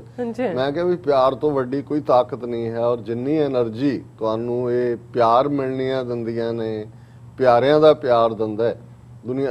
ਰੱਬ ਵੀ ਪਿਆਰ ਦਾ ਨਾ। ਜਦੋਂ ਅਸੀਂ 10ਵੇਂ ਪਾਤਸ਼ਾਹ ਦਾ ਇਹ ਫਰਮਾਨ ਕਿ ਜਿਨ ਪ੍ਰੇਮ ਕੀਓ ਤਿਨ ਹੀ ਪ੍ਰਭ ਪਾਇਓ, ਅਲਟੀਮੇਟਲੀ ਰੱਬ ਨਾਲ ਰਿਸ਼ਤਾ ਵੀ ਕਿਉਂਕਿ ਬੇਲੌਸ ਹੁੰਦਾ। ਪਿਆਰ ਦੇ ਵਿੱਚ ਕੋਈ ਸ਼ਰਤ ਨਹੀਂ ਹੁੰਦੀ, ਪਿਆਰ ਦੇ ਵਿੱਚ ਸਿਰਫ ਪਿਆਰ ਦਾ ਫਲੋ ਹੁੰਦਾ, ਤੇ ਫਿਰ ਪਿਆਰ ਤੁਹਾਨੂੰ ਜਿਹੜਾ ਉਹਨਾਂ ਅਸਮਾਨਾਂ ਦੇ ਉੱਤੇ ਲੈ ਜਾਂਦਾ ਹੈ ਜਿਸ ਨੂੰ ਕਦੇ ਕਿਸੇ ਨੇ ਦੇਖਿਆ ਨਹੀਂ ਹੁੰਦਾ, ਲੇਕਿਨ ਤੁਸੀਂ ਉਹਨਾਂ ਨੂੰ ਅਨੁਭਵ ਕਰ ਸਕਦੇ ਹੋ। ਸੋ ਅਸੀਂ ਇਸ ਪਲੇਟਫਾਰਮ ਤੋਂ ਸਮੁੱਚੀਆਂ ਸੀਐਟਲ, ਸਰੀ ਔਰ ਸਾਰਾ ਜਥਾ ਸਰੀ ਦਾ ਜਿਹੜਾ ਆਇਆ ਉਹਨਾਂ ਦਾ, ਔਰ ਬਾਕੀ ਜਿਨ੍ਹਾਂ ਨੇ TV 84 ਦੀ ਫਾਈਨੈਂਸ਼ੀਅਲ ਮਦਦ ਜਿਹੜੀ ਹੈ ਦਿਲ ਖੋਲ ਕੇ ਕੀਤੀ, ਪਿਆਰ ਦਾ ਪ੍ਰਗਟਾਵਾ, ਸਭ ਦਾ ਬਹੁਤ ਬਹੁਤ ਸ਼ੁਕਰੀਆ। ਰੱਬ ਤੁਹਾਨੂੰ ਹਮੇਸ਼ਾ ਖੁਸ਼ ਰੱਖੇ, ਗੁਰੂ ਤੁਹਾਨੂੰ ਨਾਮਦਾਨ ਚੜ੍ਹਦੀ ਕਲਾ ਬਖਸ਼ੇ ਜੀ। ਡਾਕਟਰ ਸਾਹਿਬ ਤੁਹਾਡਾ ਬਹੁਤ ਬਹੁਤ ਸ਼ੁਕਰੀਆ। ਸੋ ਇੱਥੇ ਲੈਣੇ ਬ੍ਰੇਕ ਤੋਂ ਪਹਿਲਾਂ ਅਸੀਂ ਆਪਣੇ ਦਰਸ਼ਕਾਂ ਤੇ ਸਰੋਤਿਆਂ ਨੂੰ ਅਪੀਲ ਤੇ ਬੇਨਤੀ ਕਰਦੀ ਵਿਊਅਰਸ, ਜਿਸ ਤਰ੍ਹਾਂ ਕਿ ਤੁਸੀਂ ਜਾਣਦੇ ਹੋ ਕਿ TV 84 ਇੱਕ ਪੰਥਕ ਚੈਨਲ ਹੈ। TV 84 ਦੀ ਚੜ੍ਹਦੀ ਕਲਾ ਲਈ ਵੱਧ ਤੋਂ ਵੱਧ ਡੋਨੇਟ ਕਰੋ। ਡੋਨੇਟ ਕਰਨ ਲਈ ਸਾਡੀ ਵੈਬਸਾਈਟ tv84.tv ਤੇ ਜਾ ਕੇ ਪੇਪਲ ਦੀ ਵਰਤੋਂ ਕਰਕੇ ਵਨ ਟਾਈਮ ਡੋਨੇਟ ਕਰ ਸਕਦੇ ਹੋ, ਮੰਥਲੀ ਡੋਨੇਟ ਵੀ ਕਰ ਸਕਦੇ ਹੋ। ਤੁਸੀਂ TV 84 ਦੇ ਨਾਮ ਤੇ ਚੈੱਕ ਬਣਾ ਕੇ ਸਾਨੂੰ ਮੇਲ ਵੀ ਕਰ ਸਕਦੇ ਹੋ ਸਾਡੇ ਇਸ ਪਤੇ ਤੇ 36-01 37th Avenue, Long Island City, New York 11101 USA, ਜਾਂ ਫਿਰ ਤੁਸੀਂ ਸਾਨੂੰ ਫੋਨ ਰਾਹੀਂ ਵੀ ਸੰਪਰਕ ਕਰ ਸਕਦੇ ਹੋ ਸਾਡੇ ਇਸ ਨੰਬਰ ਤੇ 5166191984। ਸੋ ਤੁਸੀਂ ਸਾਨੂੰ WhatsApp ਵੀ ਕਰ ਸਕਦੇ ਹੋ, ਤੁਸੀਂ ਸਾਨੂੰ ਈਮੇਲ ਵੀ ਕਰ ਸਕਦੇ ਹੋ info@tv84.tv ਤੇ। ਅਸੀਂ ਤੁਹਾਡੇ ਤਹਿ ਦਿਲ ਤੋਂ ਸ਼ੁਕਰਗੁਜ਼ਾਰ ਹੋਵਾਂਗੇ। ਸੋ ਇੱਥੇ ਲੈਣੇ ਬ੍ਰੇਕ ਵਿਊਅਰਸ, ਤੁਸੀਂ ਸਾਨੂੰ ਇਸੇ ਤਰ੍ਹਾਂ ਹੀ ਬਣੇ ਰਹਿਣਾ। ਮਿਲਦੇ ਹਾਂ ਛੋਟੇ ਜਿਹੇ ਵਕਫੇ ਤੋਂ ਬਾਅਦ।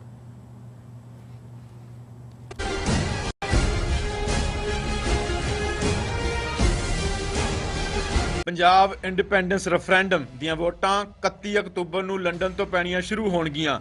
ਯੂਕੇ 'ਚ ਵਸਦੇ ਸਿੱਖਾਂ ਨੂੰ ਬੇਨਤੀ ਹੈ ਕਿ ਵੋਟਾਂ ਪਾਉਣ ਲਈ ਵਹੀਰਾਂ ਘੱਤ ਕੇ 31 ਅਕਤੂਬਰ ਨੂੰ ਲੰਡਨ ਪਹੁੰਚੋ।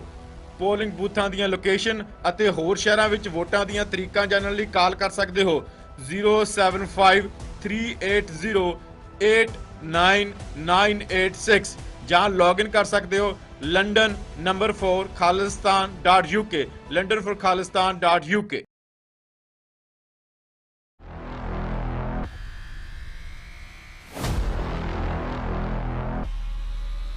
ਭਾਰਤ ਦੀ ਰਾਜਧਾਨੀ ਦਿੱਲੀ ਦੀਆਂ ਸਰਹੱਦਾਂ ਤੇ 9 ਮਹੀਨੇ ਤੋਂ ਚੱਲਦੇ ਆ ਰਹੇ ਕਿਸਾਨ ਅੰਦੋਲਨ ਨੂੰ ਦੁਨੀਆ ਦੇ ਇਤਿਹਾਸ ਵਿੱਚ ਅਹਿਮ ਦਰਜਾ ਹਾਸਲ ਹੋ ਚੁੱਕਿਆ ਹੈ। ਕਿਸਾਨ ਅੰਦੋਲਨ ਨੂੰ ਇਹ ਦਰਜਾ ਐਵੇਂ ਨਹੀਂ ਮਿਲਿਆ। ਇਹ ਦਰਜਾ ਹਾਸਲ ਕਰਨ ਲਈ ਕਿਸਾਨਾਂ ਨੂੰ ਬਹੁਤ ਜ਼ਿਆਦਾ ਕੀਮਤ ਚੁਕਾਉਣੀ ਪਈ ਆ। 600 ਤੋਂ ਵੱਧ ਕਿਸਾਨਾਂ ਨੂੰ ਆਪਣੀ ਜਾਨ ਦੀ ਬਾਜੀ ਲਾਉਣੀ ਪਈ। ਹਜ਼ਾਰਾਂ ਕਰੋੜ ਰੁਪਏ ਇਸ ਅੰਦੋਲਨ ਦੀ ਭੇਟ ਚੜਾਉਣੇ ਪਏ। ਜਿਹੜਾ ਕੀਮਤੀ ਸਮਾਂ ਤੇ ਸ਼ਕਤੀ ਖੇਤੀ ਉਤਪਾਦਨ ਵਿੱਚ ਕਿਸਾਨਾਂ ਨੇ ਲਾਉਣਾ ਸੀ, ਉਹ ਮੋਦੀ ਸਰਕਾਰ ਵਿਰੁੱਧ ਲੜਦਿਆਂ ਹੋਇਆਂ ਇਸ ਸੰਘਰਸ਼ ਦੇ ਵਿੱਚ ਲਾਇਆ, ਤਾਂ ਜਾ ਕੇ ਵਿਸ਼ਵ ਦੇ ਇਤਿਹਾਸ ਵਿੱਚ ਕਿਸਾਨ ਅੰਦੋਲਨ ਨੂੰ ਇਹ ਦਰਜਾ ਹਾਸਲ ਹੋਇਆ ਹੈ।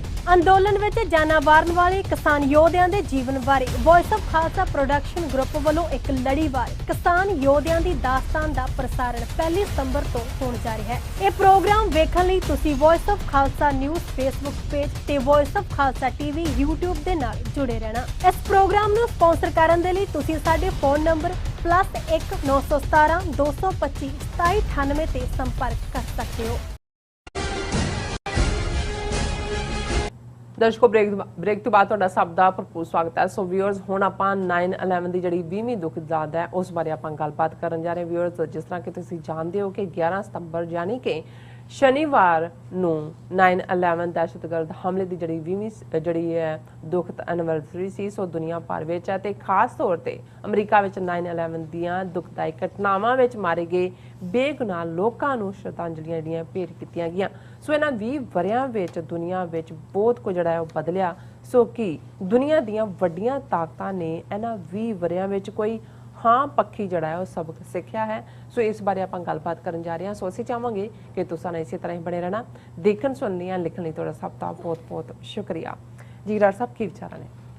ਦੇਖੋ, ਜਿਵੇਂ ਅਸੀਂ ਪਹਿਲੇ ਸੈਗਮੈਂਟ 'ਚ ਵੀ ਮੈਂਸ਼ਨ ਕੀਤਾ ਹੈ ਕਿ 9/11 ਦੀ 20th ਦੁਖਦ ਐਨੀਵਰਸਰੀ ਸੈਚਰਡੇ ਸੀ, ਕਿਉਂਕਿ ਅਸੀਂ ਟਰੈਵਲ ਕਰ ਰਹੇ ਸੀ। ਸੋ ਜ਼ਾਹਰ ਹੈ ਕਿ ਗੁਰਦੁਆਰਾ ਗੁਰੂ ਤੇਗ ਬਹਾਦਰ ਸਾਹਿਬ ਸਿਆਟਲ ਦੇ ਸਮਾਗਮ ਦੇ ਵਿੱਚ ਸੰਗਤ ਨੂੰ ਐਡਰੈਸ ਕਰਦੇ ਹਾਂ ਅਸੀਂ, ਜਿੱਥੇ ਉਹਨਾਂ ਵਿਕਟਮਸ ਨੂੰ ਜਿਹੜੇ ਬੇਗੁਨਾਹ ਇਸ ਮਾਰੇ ਗਏ ਟ੍ਰਿਬਿਊਟ ਦਿੱਤੀ ਜੀ। ਉੱਥੇ ਇਹਨਾਂ 20 ਸਾਲਾਂ 'ਚ ਔਰ ਖ਼ਾਸ ਤੌਰ ਤੇ ਹੁਣ ਸਾਡੇ ਖਿੱਤੇ ਦੇ ਵਿੱਚ ਕੀ ਨਵੀਂ ਜੀਓਪੋਲੀਟੀਕਲ ਚੇਂਜ ਹੋ ਰਹੀ ਹੈ, ਹੋਣ ਜਾ ਰਹੀ ਹੈ, ਔਰ ਕੁੱਲ ਦੁਨੀਆ ਕਿਵੇਂ ਪ੍ਰਭਾਵਿਤ ਹੋਏਗੀ, ਇਸ ਬਾਰੇ ਵੀ ਗੱਲਬਾਤ ਕੀਤੀ, ਜਿਹੜੀ ਸਪੀਚ ਆਉਣ ਵਾਲੇ ਦਿਨਾਂ 'ਚ ਦਰਸ਼ਕਾਂ ਤੱਕ ਪਹੁੰਚ ਜਾਏਗੀ। ਲੇਕਿਨ ਮੈਨੂੰ ਫਿਰ ਵੀ ਲੱਗਾ ਕਿ ਇੱਕ ਵੱਡੀ ਇਵੈਂਟ ਸੀ ਔਰ ਅਸੀਂ ਇਸ ਦੇ ਉੱਤੇ ਜ਼ਰੂਰ ਗੱਲਬਾਤ ਕਰੀਏ, ਕਿਉਂਕਿ ਇਵੈਂਟ ਦੇ ਵੇਰਵੇ 'ਚ ਜਾਣ ਦੀ ਤਾਂ ਲੋੜ ਨਹੀਂ ਹੈ, ਪਰ ਫਿਰ ਵੀ ਜਿਹੜੇ 20 ਸਾਲ ਦੇ ਹੋਏ ਨੇ ਹੁਣ, ਜ਼ਾਹਰ ਹੈ ਜਿਹੜੇ ਉਸ ਤੋਂ ਬਾਅਦ ਪੈਦਾ ਹੋਏ, ਔਰ ਉਹਨਾਂ ਦੇ ਲਈ ਜੇ ਅਸੀਂ ਇੱਕ ਬਰੀਫ ਪੰਛੀ ਝਾਤ ਮਾਰੀਏ ਕਿ ਇਹ ਠੀਕ 20 ਵਰ੍ਹੇ ਪਹਿਲਾਂ 9/11 ਨੂੰ ਅਮਰੀਕਾ ਦੇ ਉੱਪਰ ਜਿਹੜਾ ਜਿਸ ਨੂੰ ਦਹਿਸ਼ਤਗਰਦ ਹਮਲੇ ਦਾ ਨਾਂ ਦਿੱਤਾ ਗਿਆ, 4 ਜਹਾਜ਼ ਦੋ ਅਮਰੀਕਾ ਦੇ ਵਰਲਡ ਟ੍ਰੇਡ ਸੈਂਟਰ ਦੇ ਟਵਿਨ ਟਾਵਰਸ ਦੇ ਵਿੱਚ ਵੱਜਦੇ ਨੇ। ਬਿਲਕੁਲ। ਇੱਕ ਜਿਹੜਾ ਅਮਰੀਕਾ, ਔਰ ਇਹ ਇਸ ਗੱਲ ਦਾ ਧਿਆਨ ਰਹੇ, ਵਰਲਡ ਟ੍ਰੇਡ ਸੈਂਟਰ ਅਮਰੀਕਾ ਦਾ ਇਕਨੋਮਿਕਲ ਮਾਈਟ, ਤਾਕਤ ਦੁਨੀਆ ਦੇ ਵਿੱਚ, ਔਰ ਇਹਨਾਂ ਦੇ ਵਿੱਚ ਜਿਹੜੇ ਨੇ 90 ਤੋਂ ਜ਼ਿਆਦਾ ਦੇਸ਼ਾਂ ਦੇ ਮੁਲਕਾਂ ਦੇ ਸਿਟੀਜ਼ਨ ਕੰਮ ਕਰਦੇ ਨੇ, ਔਰ ਉਹ ਮਾਰੇ ਵੀ ਗਏ, ਉਹਦਾ ਅਸੀਂ ਜ਼ਿਕਰ ਕਰਾਂਗੇ। ਫਿਰ ਅਮਰੀਕਾ ਦਾ ਮਿਲਟਰੀ ਮਾਈਟ ਪੈਂਟਾਗਨ, ਔਰ ਅਰਲਿੰਗਟਨ ਚਾਹੇ ਭਾਵੇਂ ਉਹਨੂੰ DC 'ਚ ਕਿਹਾ ਜਾਂਦਾ, ਉਸ ਦੇ ਵਿੱਚ ਇੱਕ ਜਹਾਜ਼ ਵੱਜਦਾ ਹੈ, ਉਹਦੇ 'ਚ ਵੀ 170 ਦੇ ਕਰੀਬ ਜਿਹੜੇ ਨੇ ਉਹ ਮਾਰੇ ਜਾਂਦੇ ਨੇ ਲੋਕ। ਔਰ ਇੱਕ ਜਹਾਜ਼ ਜਿਸ ਬਾਰੇ ਕਿਹਾ ਜਾਂਦਾ ਹੈ ਕਿ ਉਸ ਨੇ ਜਾਂ ਵਾਈਟ ਹਾਊਸ ਜਾਂ ਕੈਪੀਟਲ ਹਿੱਲ ਦੇ ਉੱਤੇ ਹਮਲਾ ਕਰਨਾ ਸੀ, ਉਸ ਨੂੰ ਸੁੱਟ ਲਿਆ ਗਿਆ, ਔਰ ਭਾਵੇਂ ਇਹ ਐਡਮਿਟ ਕੀਤਾ ਜਾਂ ਨਹੀਂ, ਮਿਸਲ ਅਟੈਕ ਹੀ ਹੋਏਗਾ, ਹਾਲਾਂ ਉਹਨੂੰ ਐਕਸੀਡੈਂਟ ਕਿਹਾ ਗਿਆ, ਔਰ ਉਸ ਦੇ ਵਿੱਚ ਵੀ ਮੁਸਾਫਰ ਵੀ ਔਰ ਜਿਹੜਾ ਹਮਲਾ ਫੈਲਾ ਵੀ ਸਾਰਾ ਮਾਰਿਆ ਗਿਆ ਜਹਾਜ਼ ਦਾ, ਔਰ ਜਿਹੜੇ ਵੀ ਦਹਿਸ਼ਤਗਰਦ ਵੀ ਹੋਣਗੇ 18 ਜਾਂ 19 ਜਿਹੜੇ ਨੇ ਇਸ ਦੇ ਵਿੱਚ ਦਹਿਸ਼ਤਗਰਦ ਨਾਮਜ਼ਦ ਕੀਤੇ ਗਏ, ਔਰ ਜ਼ਾਹਰ ਹੈ ਵੀ ਉਹਨਾਂ ਚੋਂ ਕਿਸੇ ਦਾ ਕੋਈ ਬਹੁਤਾ ਵੇਰਵਾ ਤਾਂ ਨਹੀਂ ਮਿਲਿਆ, ਸਾਰੇ ਮਰ ਮੁਰ ਗਏ। ਲੇਕਿਨ ਇਹ ਇੱਕ ਦੁਨੀਆ ਦੇ ਵਿੱਚ ਇੱਕ ਹਿਸਟਰੀ ਦਾ ਉਹ ਕੱਲਾ ਦੁਖਾਂਤ ਨਹੀਂ ਬਣਿਆ, ਇਹ ਇੱਕ ਨਵਾਂ ਟ੍ਰੈਂਡ ਦੁਨੀਆ ਹੀ ਬਦਲ ਗਈ। ਔਰ ਇਸ ਲਈ ਮੈਂ ਅਕਸਰ ਕਹਿੰਦਾ ਕਿ ਜਿਵੇਂ ਇਸ ਜਦੋਂ ਅਸੀਂ ਜੀਸਸ ਦੇ ਬਰਥ ਦੇ ਨਾਲ ਹਿਸਟਰੀ ਦੀ ਗੱਲ ਹੁੰਦੀ ਹੈ, ਤੇ ਜਿਹੜੇ ਉਸ ਤੋਂ ਪਹਿਲਾਂ ਹਿਸਟਰੀ ਆ ਉਹਨੂੰ BC ਕਿਹਾ ਜਾਂਦਾ, ਬਿਫੋਰ ਕ੍ਰਾਈਸਟ, ਤੇ ਜੀਸਸ ਦੇ ਜਨਮ ਤੋਂ ਬਾਅਦ ਜਿਹੜਾ ਸਾਲ ਗਿਣਿਆ ਜਾਂਦਾ, ਜਿਵੇਂ ਅਸੀਂ 2021 ਦੀ ਗੱਲ ਕਰ ਰਹੇ ਹਾਂ, ਤਾਂ AD ਹੁੰਦਾ ਐਨੋ ਡੋਨੀ, ਇਨ ਦਾ ਈਅਰ ਆਫ ਆਵਰ ਲਾਰਡ, ਠੀਕ ਹੈ, ਉਹਦੇ ਨਾਲ ਹਿਸਟਰੀ ਹੁੰਦੀ। ਸੋ ਜ਼ਾਹਰ ਹੈ ਕਿ ਭਵਿੱਖ ਦੇ ਵਿੱਚ ਵੀ ਫਿਊਚਰ 'ਚ ਜਿਹੜੀ ਹਿਸਟਰੀ ਪ੍ਰੀ 9/11 ਦੁਨੀਆ ਕੀ ਸੀ, ਪੋਸਟ 9/11 ਕੀ ਹੈ। ਹਾਲਾਂ ਜਦੋਂ ਅਸੀਂ 20 ਸਾਲ ਬਾਅਦ ਗੱਲ ਕਰ ਰਹੇ ਹਾਂ, ਫਿਰ ਪ੍ਰੀ ਕੋਵਿਡ-19 ਵਰਲਡ ਕੀ ਸੀ, ਪੋਸਟ ਕੋਵਿਡ-19 ਕੀ ਹੈ, ਉਹ ਵੀ ਇੱਕ ਨਵੀਂ ਡਿਵੀਜ਼ਨ ਉਸ 'ਚ ਆਈ। ਪਰ ਅਸੀਂ ਜੇ ਹਿਸਟੋਰੀਕਲ ਕੰਟੈਕਸਟ ਦੇ ਵਿੱਚ ਗੱਲ ਕਰੀਏ ਕਿ ਕਿਵੇਂ ਬੇਸ਼ੱਕ 20ਵੀਂ ਸਦੀ ਦੀ ਹਿਸਟਰੀ ਯੂਰਪ ਨੇ ਸ਼ੇਪ ਕੀਤੀ, ਕਿਉਂਕਿ ਵਰਲਡ ਵਾਰਸ ਉਹਨਾਂ ਦੇ ਰਾਹੀਂ ਹੋਈਆਂ, ਉਹਨਾਂ ਨੇ ਬਾਕੀ ਸਭ ਨੂੰ ਘੜੀਸਿਆ, ਲੇਕਿਨ 21ਵੀਂ ਸਦੀ ਦੀ ਬਿਗਨਿੰਗ 'ਚ ਓਨਲੀ ਸੁਪਰ ਪਾਵਰ ਜਿਹੜੀ ਸੋਵੀਅਤ ਯੂਨੀਅਨ ਦੀ ਜਿਹੜੀ ਹੈ ਉਹ 15 ਦੇਸ਼ਾਂ 'ਚ ਟੁੱਟਣ ਤੋਂ ਬਾਅਦ ਸੋਵੀਅਤ ਯੂਨੀਅਨ ਦੇ ਅਮਰੀਕਾ ਐਮਰਜ ਹੋਇਆ ਸੀ। ਸੋ 21ਵੀਂ ਸਦੀ ਦੀ ਬਿਗਨਿੰਗ ਜਦੋਂ ਅਸੀਂ ਇਸ 11 ਸਤੰਬਰ ਦੀ ਗੱਲ ਕਰਦੇ ਹਾਂ ਸਾਲ 2001, ਸੋ ਜ਼ਾਹਰ ਹੈ ਕਿ 21ਵੀਂ ਸਦੀ ਹੀ, ਔਰ ਇਕੱਲੀ ਇਹ 21ਵੀਂ ਸਦੀ ਦੀ ਗੱਲ ਨਹੀਂ, ਨਿਊ ਮਿਲੇਨੀਅਮ ਵੀ ਹੈ, ਕਿਉਂਕਿ 1000 ਸਾਲ ਦਾ ਮਿਲੇਨੀਅਮ ਹੁੰਦਾ ਹੈ। ਬਿਲਕੁਲ। ਔਰ ਉਹਨੇ ਕਿਵੇਂ ਦੁਨੀਆ ਨੂੰ ਤਬਦੀਲ ਕੀਤਾ ਹੈ, ਇਹਨਾਂ 20 ਸਾਲਾਂ 'ਚ ਗੱਲ ਕਿੱਥੋਂ ਕਿੱਥੇ ਪਹੁੰਚੀ, ਇਕਨੋਮੀ ਦੇ ਨਾਲ ਕੀ ਹੋਇਆ, ਹਿਊਮਨ ਰਿਲੇਸ਼ਨਸ ਕਿਵੇਂ ਸਫਰ ਹੋਏ, ਕਿਵੇਂ ਜਿਹੜਾ ਵੈਸਟ ਅਮਰੀਕਾ ਨੈਟੋ ਫਿਰ ਜਿਵੇਂ ਪੂਰਾ ਚੜ੍ਹ ਕੇ ਚੜ੍ਹਾਈ ਕੀਤੀ ਅਫਗਾਨਿਸਤਾਨ ਦੇ ਉੱਤੇ ਹਰ ਕਿਸਮ ਦੇ ਇਕਵਿਪਮੈਂਟ ਦੇ ਨਾਲ। ਔਰ ਜਦੋਂ ਇੱਕ ਪਾਸੇ ਅਮਰੀਕਾ ਦੇ ਵਿੱਚ ਖਾਸ ਤੌਰ ਤੇ, ਕਿਉਂਕਿ ਜੋ ਬਾਈਡਨ ਔਰ ਜਿਲ ਬਾਈਡਨ ਜਿੱਥੇ ਨਿਊਯਾਰਕ ਟਵਿਨ ਟਾਵਰਸ ਆਏ, ਉਹ ਦੂਸਰੇ ਮੈਮੋਰੀਅਲਸ ਦੇ ਵਿੱਚ ਵੀ ਗਏ, ਔਰ ਇੱਥੇ ਬੜਾ ਸ਼ਾਂਤ ਉਹ ਮੈਮੋਰੀਅਲ ਹੈ ਬਣਿਆ ਹੋਇਆ ਹੈ, ਅੰਦਰ ਉਹਨਾਂ ਦੇ ਜਿਹੜੇ ਮਾਰੇ ਗਏ, ਔਰ ਕੁੱਲ ਇਹ ਸਾਰੇ ਦੇ ਵਿੱਚ ਜਿਹੜੀ ਫਿਗਰ ਹੈ ਬਾਈਡਨ ਨੇ ਕੋਟ ਕੀਤੀ 2977 ਲੋਕ ਮਰੇ, ਔਰ ਉਹਨਾਂ ਦੇ ਵਿੱਚ 90 ਮੁਲਕਾਂ ਦੇ ਲੋਕ, ਕਿਉਂਕਿ ਵਰਲਡ ਟ੍ਰੇਡ ਸੈਂਟਰ 'ਚ ਕੰਮ ਕਰਨ ਵਾਲੇ ਤਾਂ ਅੱਡ-ਅੱਡ ਮੁਲਕਾਂ ਦੇ ਸੀ, ਔਰ ਉਹਨਾਂ ਦੇ ਵਿੱਚ ਈਵਨ ਸਿੱਖ ਵੀ ਨੇ, ਬੀਬੀ ਵੀ ਇੱਕ ਸਿੱਖ ਬੀਬੀ ਸੀ, ਇੱਕ ਸ਼ਾਇਦ ਸੱਜਣ ਸੀ, ਔਰ 90 ਕੰਟਰੀਜ਼ ਦੇ ਲੋਕ। ਸੋ ਇਸ ਸਾਰੇ ਨੂੰ ਵੀ ਯਾਦ ਕੀਤਾ ਗਿਆ।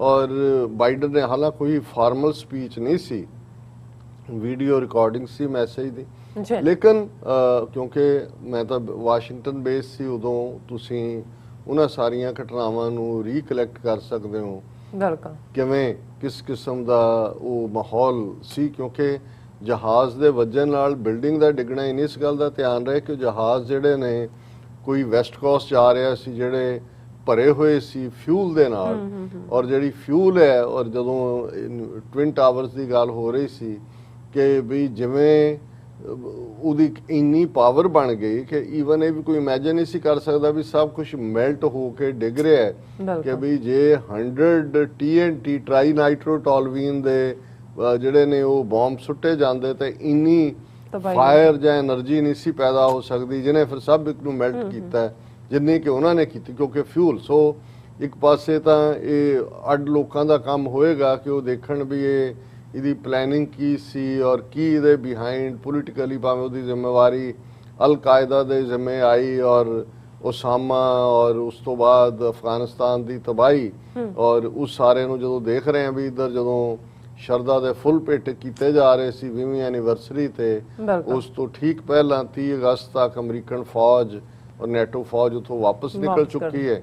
ਉੱਥੇ ਬੇਸ਼ੱਕ ਤਾਲਿਬਾਨ ਨੇ ਜਿਵੇਂ ਕਿਹਾ ਸੀ ਕਿ ਵੀ ਅਸੀਂ ਉਸ ਦੇ ਨਹੀਂ ਆਪਣੀ ਜਿਹੜੀ ਉਹਨਾਂ ਨੇ 30+ ਆਪਣੀ ਕੈਬਨਿਟ ਬਣਾਈ ਹੈ ਉਹਦੀ ਓਥ ਟੇਕਿੰਗ ਕਰਾਂਗੇ, ਉਹਦੀ ਸਹੁੰ ਚੁੱਕ ਸਮਾਗਮ ਹੋਏਗਾ, ਪਰ ਠੀਕ ਲਿਆ ਉਹਨਾਂ ਨੇ ਫੈਸਲਾ ਕਿ ਵੀ ਉਹਨਾਂ ਨੇ ਉਹਨੂੰ ਜਿਹੜਾ ਉਹ ਰੱਦ ਕਰ ਦਿੱਤਾ ਫੰਕਸ਼ਨ। ਉਹਦੇ ਕੀ ਕਾਰਨ ਨੇ, ਹਾਲਾਂਕਿ ਵੀ ਇਹ ਵੀ ਸੀ ਕਿ ਸ਼ਾਇਦ ਰਸ਼ੀਆ ਨੇ ਵੀ ਨਾ ਕਰ ਦਿੱਤੀ ਆਉਣ ਨੂੰ, ਦੂਜੇ ਵੀ, ਪਰ ਮੇਰਾ ਖਿਆਲ ਹੈ ਵੀ ਸ਼ਾਇਦ ਕਿਸੇ ਨੇ ਉਹਨਾਂ ਨੂੰ ਇਹ ਵੀ ਕਿਹਾ ਹੋਏ ਕਿ ਵੀ ਤੁਹਾਡੇ ਲਈ ਇਹ ਦੁਸ਼ਮਣੀ ਪੈਦਾ ਕਰਨਾ ਠੀਕ ਨਹੀਂ ਹੈ ਔਰ ਇਹਨੂੰ ਫੇਰ ਮੌਕੇ ਤੇ ਕੀਤਾ ਜਾ ਸਕਦਾ ਜਾਂ ਸਿਕਿਉਰਿਟੀ ਰੀਜ਼ਨਸ ਦਿੱਤੇ ਗਏ। ਲੇਕਿਨ ਇਹ ਇੱਕ ਆਪਣੇ ਪਾਸੇ ਜੇ ਜਿੱਤ ਤੇ ਹਾਰ ਦੀ ਕਹਾਣੀ ਕਹਿਣੀ ਹੋਏ ਤੇ ਇਹਨੂੰ ਇਹਨਾਂ ਟਰਮਸ ਦੇ ਵਿੱਚ ਵੀ ਡਿਸਕਸ ਕੀਤਾ ਜਾ ਰਿਹਾ ਕਿ ਜਦੋਂ 9/11 ਵਾਲੇ ਦਿਨ ਮੇਨਲੈਂਡ ਅਮਰੀਕਾ ਦੇ ਉੱਤੇ ਇਸ ਲੈਵਲ ਦਾ ਹਮਲਾ ਹੋਇਆ ਸੀ, ਇਹ ਇਕੱਲਾ ਸਿਕਿਉਰਿਟੀ ਬ੍ਰੀਚ ਨਹੀਂ ਸੀ, ਇਹ ਅਮਰੀਕਾ ਦੀ ਹਿਸਟਰੀ ਦਾ ਔਰ ਦੋਨੋਂ ਹੀ ਮਾਈਟ, ਇੱਕ ਪਾਸੇ ਉਹਨਾਂ ਦਾ economical might World Trade Center, military might ਜਿਹੜਾ ਪੈਂਟਾਗਨ, ਔਰ ਇਹ ਪਰਲ ਹਾਰਬਰ ਤੋਂ ਬਾਅਦ ਜਿਸ ਪਰਲ ਹਾਰਬਰ ਤੇ ਜਾਪਾਨੀਆਂ ਦੇ ਅਟੈਕ ਤੋਂ ਬਾਅਦ ਅਮਰੀਕਾ ਨੇ ਆਪਣੀ ਨਿਊਟਰੈਲਿਟੀ ਛੱਡ ਕੇ 2-2.5 ਸਾਲ ਅਮਰੀਕਾ ਨਿਊਟਰਲ ਸੀ, ਉਹਨੇ ਜੁਆਇਨ ਕੀਤਾ ਸੀ ਜਿਹੜਾ ਐਲਾਈਡ ਫੋਰਸਿਸ ਨੂੰ।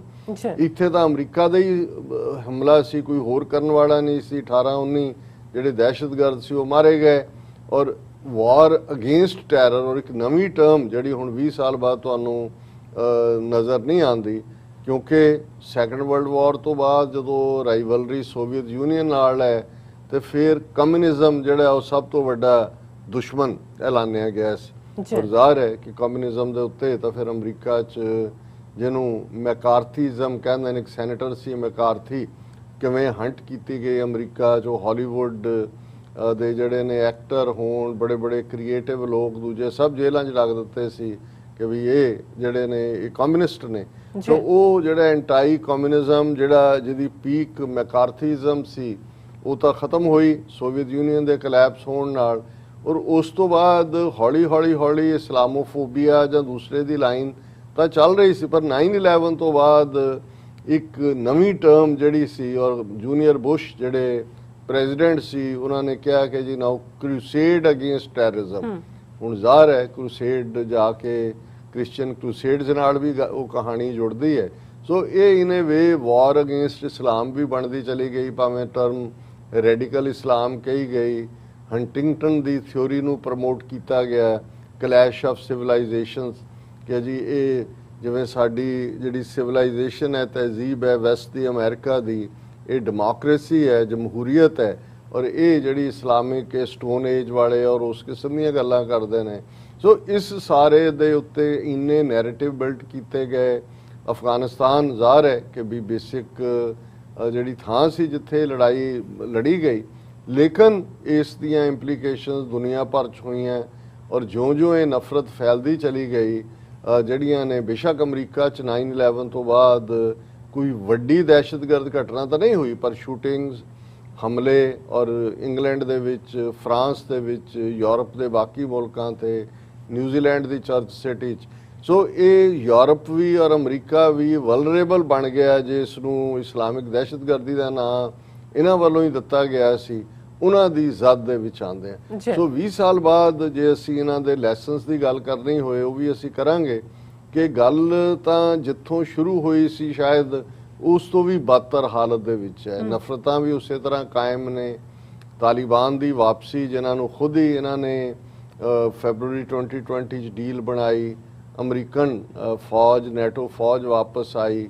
ਉਸੇ ਤਰ੍ਹਾਂ ਹੀ ਮਿਡਲ ਈਸਟ, ਬੇਸ਼ੱਕ ਇਸ ਪੀਰੀਅਡ 'ਚ ਟਰੰਪ ਈਰਾ ਦੇ ਵਿੱਚ ਐਬਰਾਹਮੈਨਿਕ ਅਕੋਰਡ ਸਾਈਨ ਹੋਏ, ਅੱਜ ਸਾਊਦੀ ਅਰੇਬੀਆ ਦੇ ਉੱਤੋਂ ਦੀ ਜਿਹੜੀਆਂ ਨੇ ਫਲਾਈਟਸ ਵੀ ਲੰਘਦੀਆਂ ਇਜ਼ਰਾਈਲ ਨੂੰ ਜਾਣ ਵਾਲੀਆਂ, ਖੁਫੀਆ ਮੀਟਿੰਗ ਵੀ ਇਜ਼ਰਾਈਲ ਦੇ ਨੈਤਨਯਾਹੂ ਔਰ ਸਾਊਦੀ ਕਰਾਊਨ ਪ੍ਰਿੰਸ ਦੇ ਵਿਚਾਲੇ ਹੋਈਆਂ। ਪਰ ਇਹਦੇ ਬਾਵਜੂਦ ਜਿਹੜੀ ਚੀਜ਼ ਇੱਕ ਦੂਸਰੇ ਪ੍ਰਤੀ ਜਦੋਂ ਅਸੀਂ ਈਵਨ ਸੱਪ ਦੇ ਹਵਾਲੇ ਨਾਲ ਵੀ ਜੇ ਗੱਲ ਕਰੀਏ ਤਾਂ ਜਿੰਨੀ ਇਹਦੇ ਤੇ ਰਿਸਰਚ ਹੋਏਗੀ ਕਿ ਸੱਪ ਨੂੰ ਕੋਈ ਡੰਗ ਮਾਰਨ ਦਾ ਸ਼ੌਕ ਨਹੀਂ ਹੈ, ਉਹਦੀ ਹੌਬੀ ਨਹੀਂ ਹੈ, ਆਊਟ ਆਫ ਫੀਅਰ।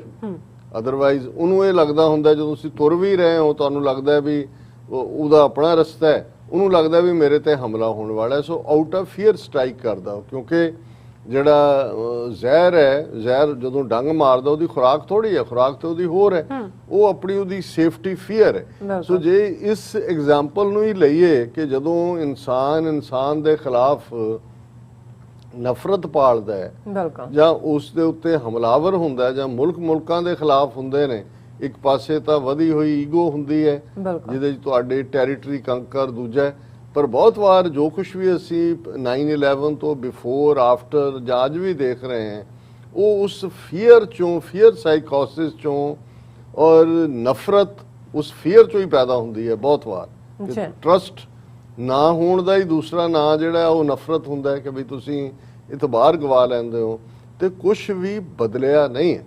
ਹਾਲਾਂਕਿ ਜਿੱਥੇ ਅਸੀਂ ਇਨਸਾਨੀ ਡਿਫਾਈਂਸ ਸਪਿਰਿਟ ਦੀ ਗੱਲ ਕਰਦੇ ਹਾਂ ਔਰ 9/11 ਦੀ ਗੱਲ ਕਰਦੇ ਹਾਂ, ਜਦੋਂ ਮੈਂ ਇਸ ਬਾਰੇ ਸੋਚਦਾ ਤਾਂ ਸਭ ਤੋਂ ਜ਼ਿਆਦਾ ਮੈਨੂੰ ਜਿਹੜਾ ਜਿਸ ਨੂੰ ਬਰੇਵ ਹਾਰਟ ਸਪਿਰਿਟ ਕਹੀਏ ਜਾਂ ਇਨਸਾਨੀਅਤ ਕਹੀਏ ਜਾਂ ਬਹਾਦਰੀ ਕਹੀਏ, ਉਹ ਹੈ ਨਿਊਯਾਰਕ ਦੇ ਫਾਇਰ ਫਾਈਟਰਸ ਦੀ, ਉਹਨਾਂ ਦੇ ਵਲੰਟੀਅਰਸ ਦੀ।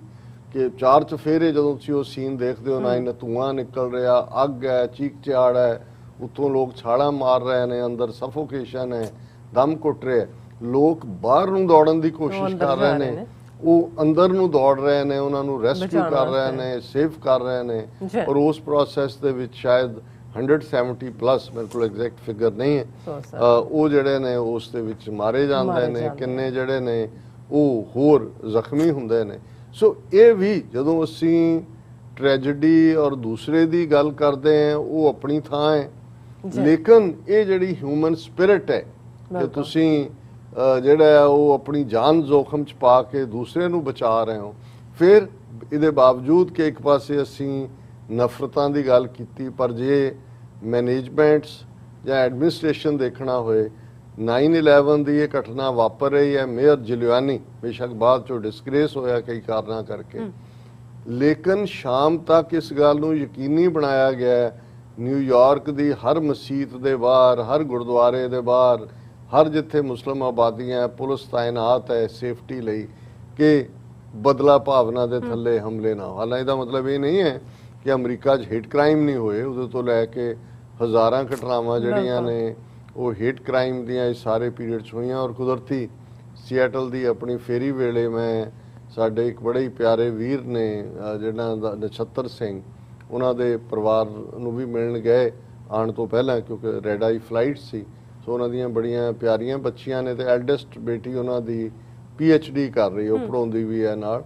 ਤੇ ਮੈਂ ਉਹਨੂੰ ਪੁੱਛਿਆ ਵੀ ਤੁਹਾਡੀ ਕੀ ਡਿਸਰਟੇਸ਼ਨ ਹੈ, ਤੇ ਉਹਨਾਂ ਨੇ ਕਿਹਾ ਕਿ ਵੀ ਇਹ ਜਿਹੜਾ ਪਿਛਲੇ ਪੀਰੀਅਡ ਦੇ ਵਿੱਚ hate crime based on ethnicity, race, faith, woman, ਔਰ ਜ਼ਾਹਰ ਹੈ 9/11 ਦੀ ਗੱਲ ਤੁਰੀ ਅਮਰੀਕਾ 'ਚ 100-125 ਸਾਲ ਤੋਂ ਕੀ ਚੱਲ ਰਿਹਾ, ਔਰ ਬਹੁਤ ਸਾਰੇ ਉਹਨਾਂ ਨੇ ਆਪਣੇ ਐਕਸਪੀਰੀਐਂਸਿਸ ਕਿ ਵੀ ਇੱਕ ਸਟੇਜ ਦੇ ਉੱਤੇ ਜਿਹੜਾ ਅਮਰੀਕਾ ਦੇ ਵਿੱਚ ਬੇਸ ਸੀ ਕਾਕੇਸ਼ੀਅਨਿਜ਼ਮ ਸੀ, ਪਰ ਜਦੋਂ ਸੁਪਰੀਮ ਕੋਰਟ ਨੇ ਇਹ ਫੈਸਲਾ ਦਿੱਤਾ ਡਾਕਟਰ ਭਗਤ ਸਿੰਘ ਥਿੰਦ ਦੇ ਕੇਸ ਜਿਹਨੂੰ ਸਿਟੀਜ਼ਨਸ਼ਿਪ ਡਿਨਾਈ ਕੀਤੀ ਗਈ ਸੀ ਕਿ ਜੀ ਗੱਲ ਕਾਕੇਸ਼ੀਅਨ ਹੋਣ ਜਾਂ ਨਾ ਹੋਣ ਦੀ ਨਹੀਂ ਹੈ, ਮਕਸਦ ਤਾਂ ਇਹੀ ਸੀ ਲਾਅ ਦਾ ਜਦੋਂ ਬਣਾਇਆ ਕਿ ਸਿਰਫ ਵਾਈਟ ਮੈਨਸ ਲੈਂਡ ਹੈ। ਤਾਂ ਉਹ ਸਾਰੇ ਸਫ਼ਰ ਦੀ ਗੱਲ ਕਰਦੇ ਉਹਨਾਂ ਨੇ ਕਿਹਾ ਜੀ ਫਿਰ ਜਿਹੜਾ ਇੱਕ ਨਵੀਂ ਸਟਰਗਲ ਆਈ। ਸੋ ਇਹਦੇ 'ਚ ਕੋਈ ਸ਼ੱਕ ਨਹੀਂ ਕਿ ਹਜ਼ਾਰਾਂ ਕੇਸ ਹੇਟ ਕ੍ਰਾਈਮ ਦੇ ਵਾਪਰਦੇ ਨੇ, ਮੁਸਲਮਾਨਾਂ ਦੇ ਖਿਲਾਫ ਤਾਂ ਹੈ ਹੀ ਸੀ ਨਫ਼ਰਤ, ਸਿੱਖ ਵੀ ਉਹਦਾ ਸ਼ਿਕਾਰ ਹੋਏ ਮਿਸਟੇਕਨ ਆਈਡੈਂਟੀਟੀ ਦੇ ਨਾਂ ਥੱਲੇ। ਲੇਕਿਨ ਇਸ ਸਾਰੇ 'ਚੋਂ ਮੈਂ ਸਮਝਦਾ ਹਾਂ ਕਿ ਵੀ ਬਹੁਤ ਕੁਝ ਜਦੋਂ ਅਸੀਂ ਹਿਊਮੈਨਿਟੇਰੀਅਨ ਜਿਹੜੇ ਐਂਗਲ ਤੋਂ ਵੀ ਦੇਖਦੇ ਹਾਂ, ਜਿਵੇਂ ਡਿਫੈਂਡਰ ਆਏ ਹੇਟ ਕ੍ਰਾਈਮ, ਹਾਲਾਂਕਿ ਇਸ ਕੋਈ ਸ਼ੱਕ ਨਹੀਂ ਕਿ ਜਿਹੜੀ ਨਫ਼ਰਤ 9/11 ਨੇ ਜਿਸ ਦਾ ਆਗਾਜ਼ ਕੀਤਾ, ਰੇਸਿਜ਼ਮ ਇੱਕ ਨਵੀਂ ਫਾਰਮ 'ਚ ਵਾਪਸ ਆਇਆ, ਟਰੰਪ ਈਰਾ ਤੱਕ ਪਹੁੰਚਦੇ ਆ। ਅੱਜ ਅਸੀਂ ਦੇਖਦੇ ਹਾਂ ਕਿ ਅਮਰੀਕਨ ਸੋਸਾਇਟੀ ਕਿਵੇਂ ਡਿਵਾਈਡ ਕਰ ਦਿੱਤੀ ਗਈ, ਡਿਵਾਈਡ ਹੋਈ, ਔਰ ਉਹ ਇੱਕ ਰੇਸਿਜ਼ਮ ਦੀਆਂ ਮਲਟੀਪਲ ਫਾਰਮ ਸਾਹਮਣੇ ਆਈਆਂ ਨੇ। ਦੁਨੀਆ ਦੇ ਵਿੱਚ ਵੀ ਇੱਕ ਨਵੀਂ ਸਫਬੰਦੀ ਹੋ ਰਹੀ ਹੈ, ਔਰ ਇਸ ਸਾਰੇ ਦੇ ਦੌਰਾਨ ਜਿਹੜਾ ਪ੍ਰੈਜ਼ੀਡੈਂਟ ਬਾਈਡਨ ਦਾ ਐਡਰੈਸ ਸੀ, ਜਿਹੜਾ ਬੇਸ਼ੱਕ ਉਹਨਾਂ ਨੇ ਕੋਈ ਸਪੀਚ ਨਹੀਂ ਕੀਤੀ, ਜੀ ਲੇਕਿਨ ਉਹਨਾਂ ਦਾ ਵੀਡੀਓ ਮੈਸੇਜ ਜਿਹੜਾ ਔਨ ਦਾ ਈਵ ਸੀ, ਉਹਨਾਂ ਨੇ 8:30 ਵਜੇ ਜਦੋਂ ਕਿ ਪਹਿਲੇ ਅਟੈਕ ਹੋਏ ਸੀ ਨਿਊਯਾਰਕ ਸੈਰੇਮਨੀ ਅਟੈਂਡ ਕੀਤੀ, ਉਹਦੇ 'ਚ ਉਹਨਾਂ ਨੇ ਯੂਨਿਟੀ ਦਾ ਮੈਸੇਜ ਦਿੱਤਾ ਹੈ ਔਰ ਉਹਦੇ 'ਚ ਉਹਨਾਂ ਨੇ ਹੇਟ ਕ੍ਰਾਈਮਸ ਦੇ ਖਿਲਾਫ ਗੱਲ ਕਰਦੇ ਹੈ ਕਿਹਾ ਕਿ ਵੀ ਇਹ ਜਿਹੜੀ ਹੈ ਇਸ ਸਾਰੇ ਦੇ ਵਿੱਚ my thoughts and prayers and those of my family and entire nation remain with the victims, survivors and families affected, as well as the first responders and rescue workers called on duty. और 67 British citizen भी इस दे विच मारे गए सी। जी queen Elizabeth ने भी ਜਿਹੜਾ ਇਸ ਦੇ ਮੌਕੇ ਦੇ ਉੱਤੇ ਮੈਸੇਜ ਦਿੱਤਾ ਔਰ ਇਸ ਦੇ ਵਿੱਚ ਉਹਨਾਂ ਨੇ ਖਾਸ ਤੌਰ ਤੇ ਇਹ ਕਿਹਾ ਕਿ ਵੀ ਹੀ acknowledge the darker forces of human nature, fear and anger, ਕਿ ਇਹੀ ਇਨਸਾਨੀ ਸੁਭਾਅ ਦੇ ਵਿੱਚ ਫੀਅਰ ਔਰ ਐਂਗਰ ਇਹ ਡਾਰਕਰ ਫੋਰਸਿਸ ਨੇ, resentment and violence against Muslim Americans which followed the attacks, but said unity had remained the US great strength.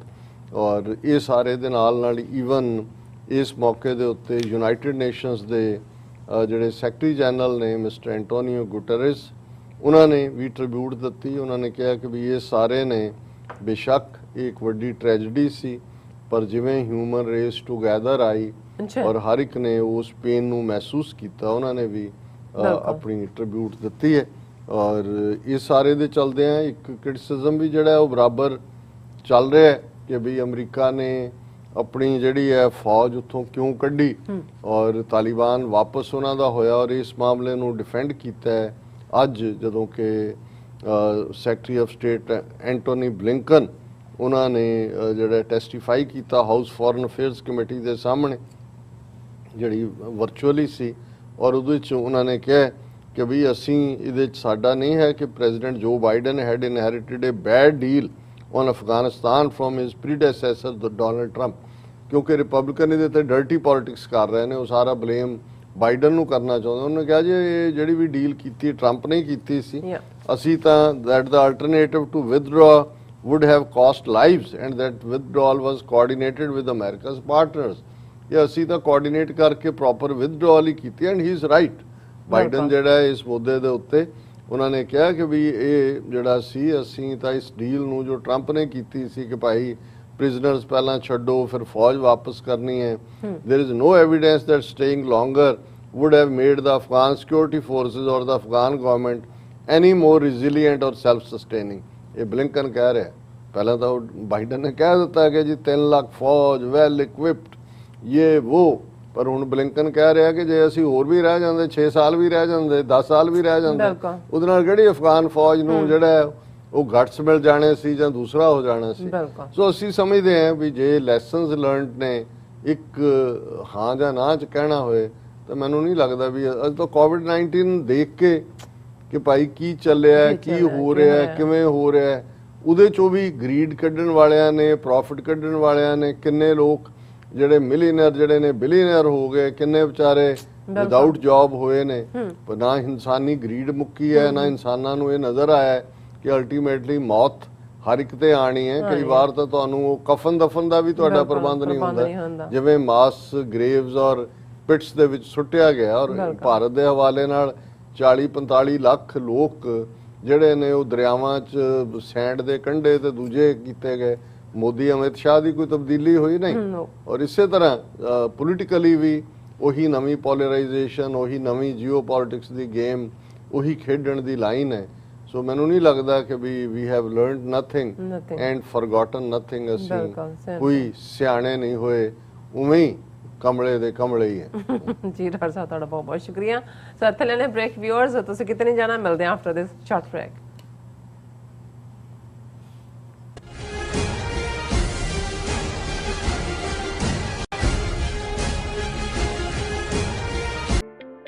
Signature truck service route 81 ਉੱਤੇ ਐਗਜ਼ਿਟ 235 ਤੇ ਟਰੱਕਰ ਵੀਰਾਂ ਲਈ 24 ਘੰਟੇ ਰੋਡ ਸਰਵਿਸ ਦੀ ਸੁਵਿਧਾ ਮੌਜੂਦ। Heavy duty repair, oil change, ਪੁਰਾਣੇ ਅਤੇ ਨਵੇਂ tyre, computer diagnostic, DPF cleaning, brake service ਜਾਂ ਰਸਤੇ ਵਿੱਚ ਆਈ ਹਰ ਤਰ੍ਹਾਂ ਦੀ ਰਿਪੇਅਰ ਪ੍ਰੋਫੈਸ਼ਨਲ ਟੀਮ ਵੱਲੋਂ ਕੀਤੀ ਜਾਂਦੀ ਹੈ। ਬ੍ਰੇਕਫਾਸਟ, ਲੰਚ ਅਤੇ ਡਿਨਰ ਲਈ ਪੰਜਾਬੀ ਢਾਬੇ ਦਾ ਆਨੰਦ ਵੀ ਮਾਣੋ। ਡਰਾਈਵਰ ਅਤੇ ਟਰੱਕ ਆਪਰੇਟਰ ਵੀਰ ਡਿਸਪੈਚ ਦੀ ਸਰਵਿਸ ਲਈ ਸਾਡੇ ਨਾਲ ਸੰਪਰਕ ਕਰਨ। Signature truck service 58 triangle drive, wares cave, Virginia 2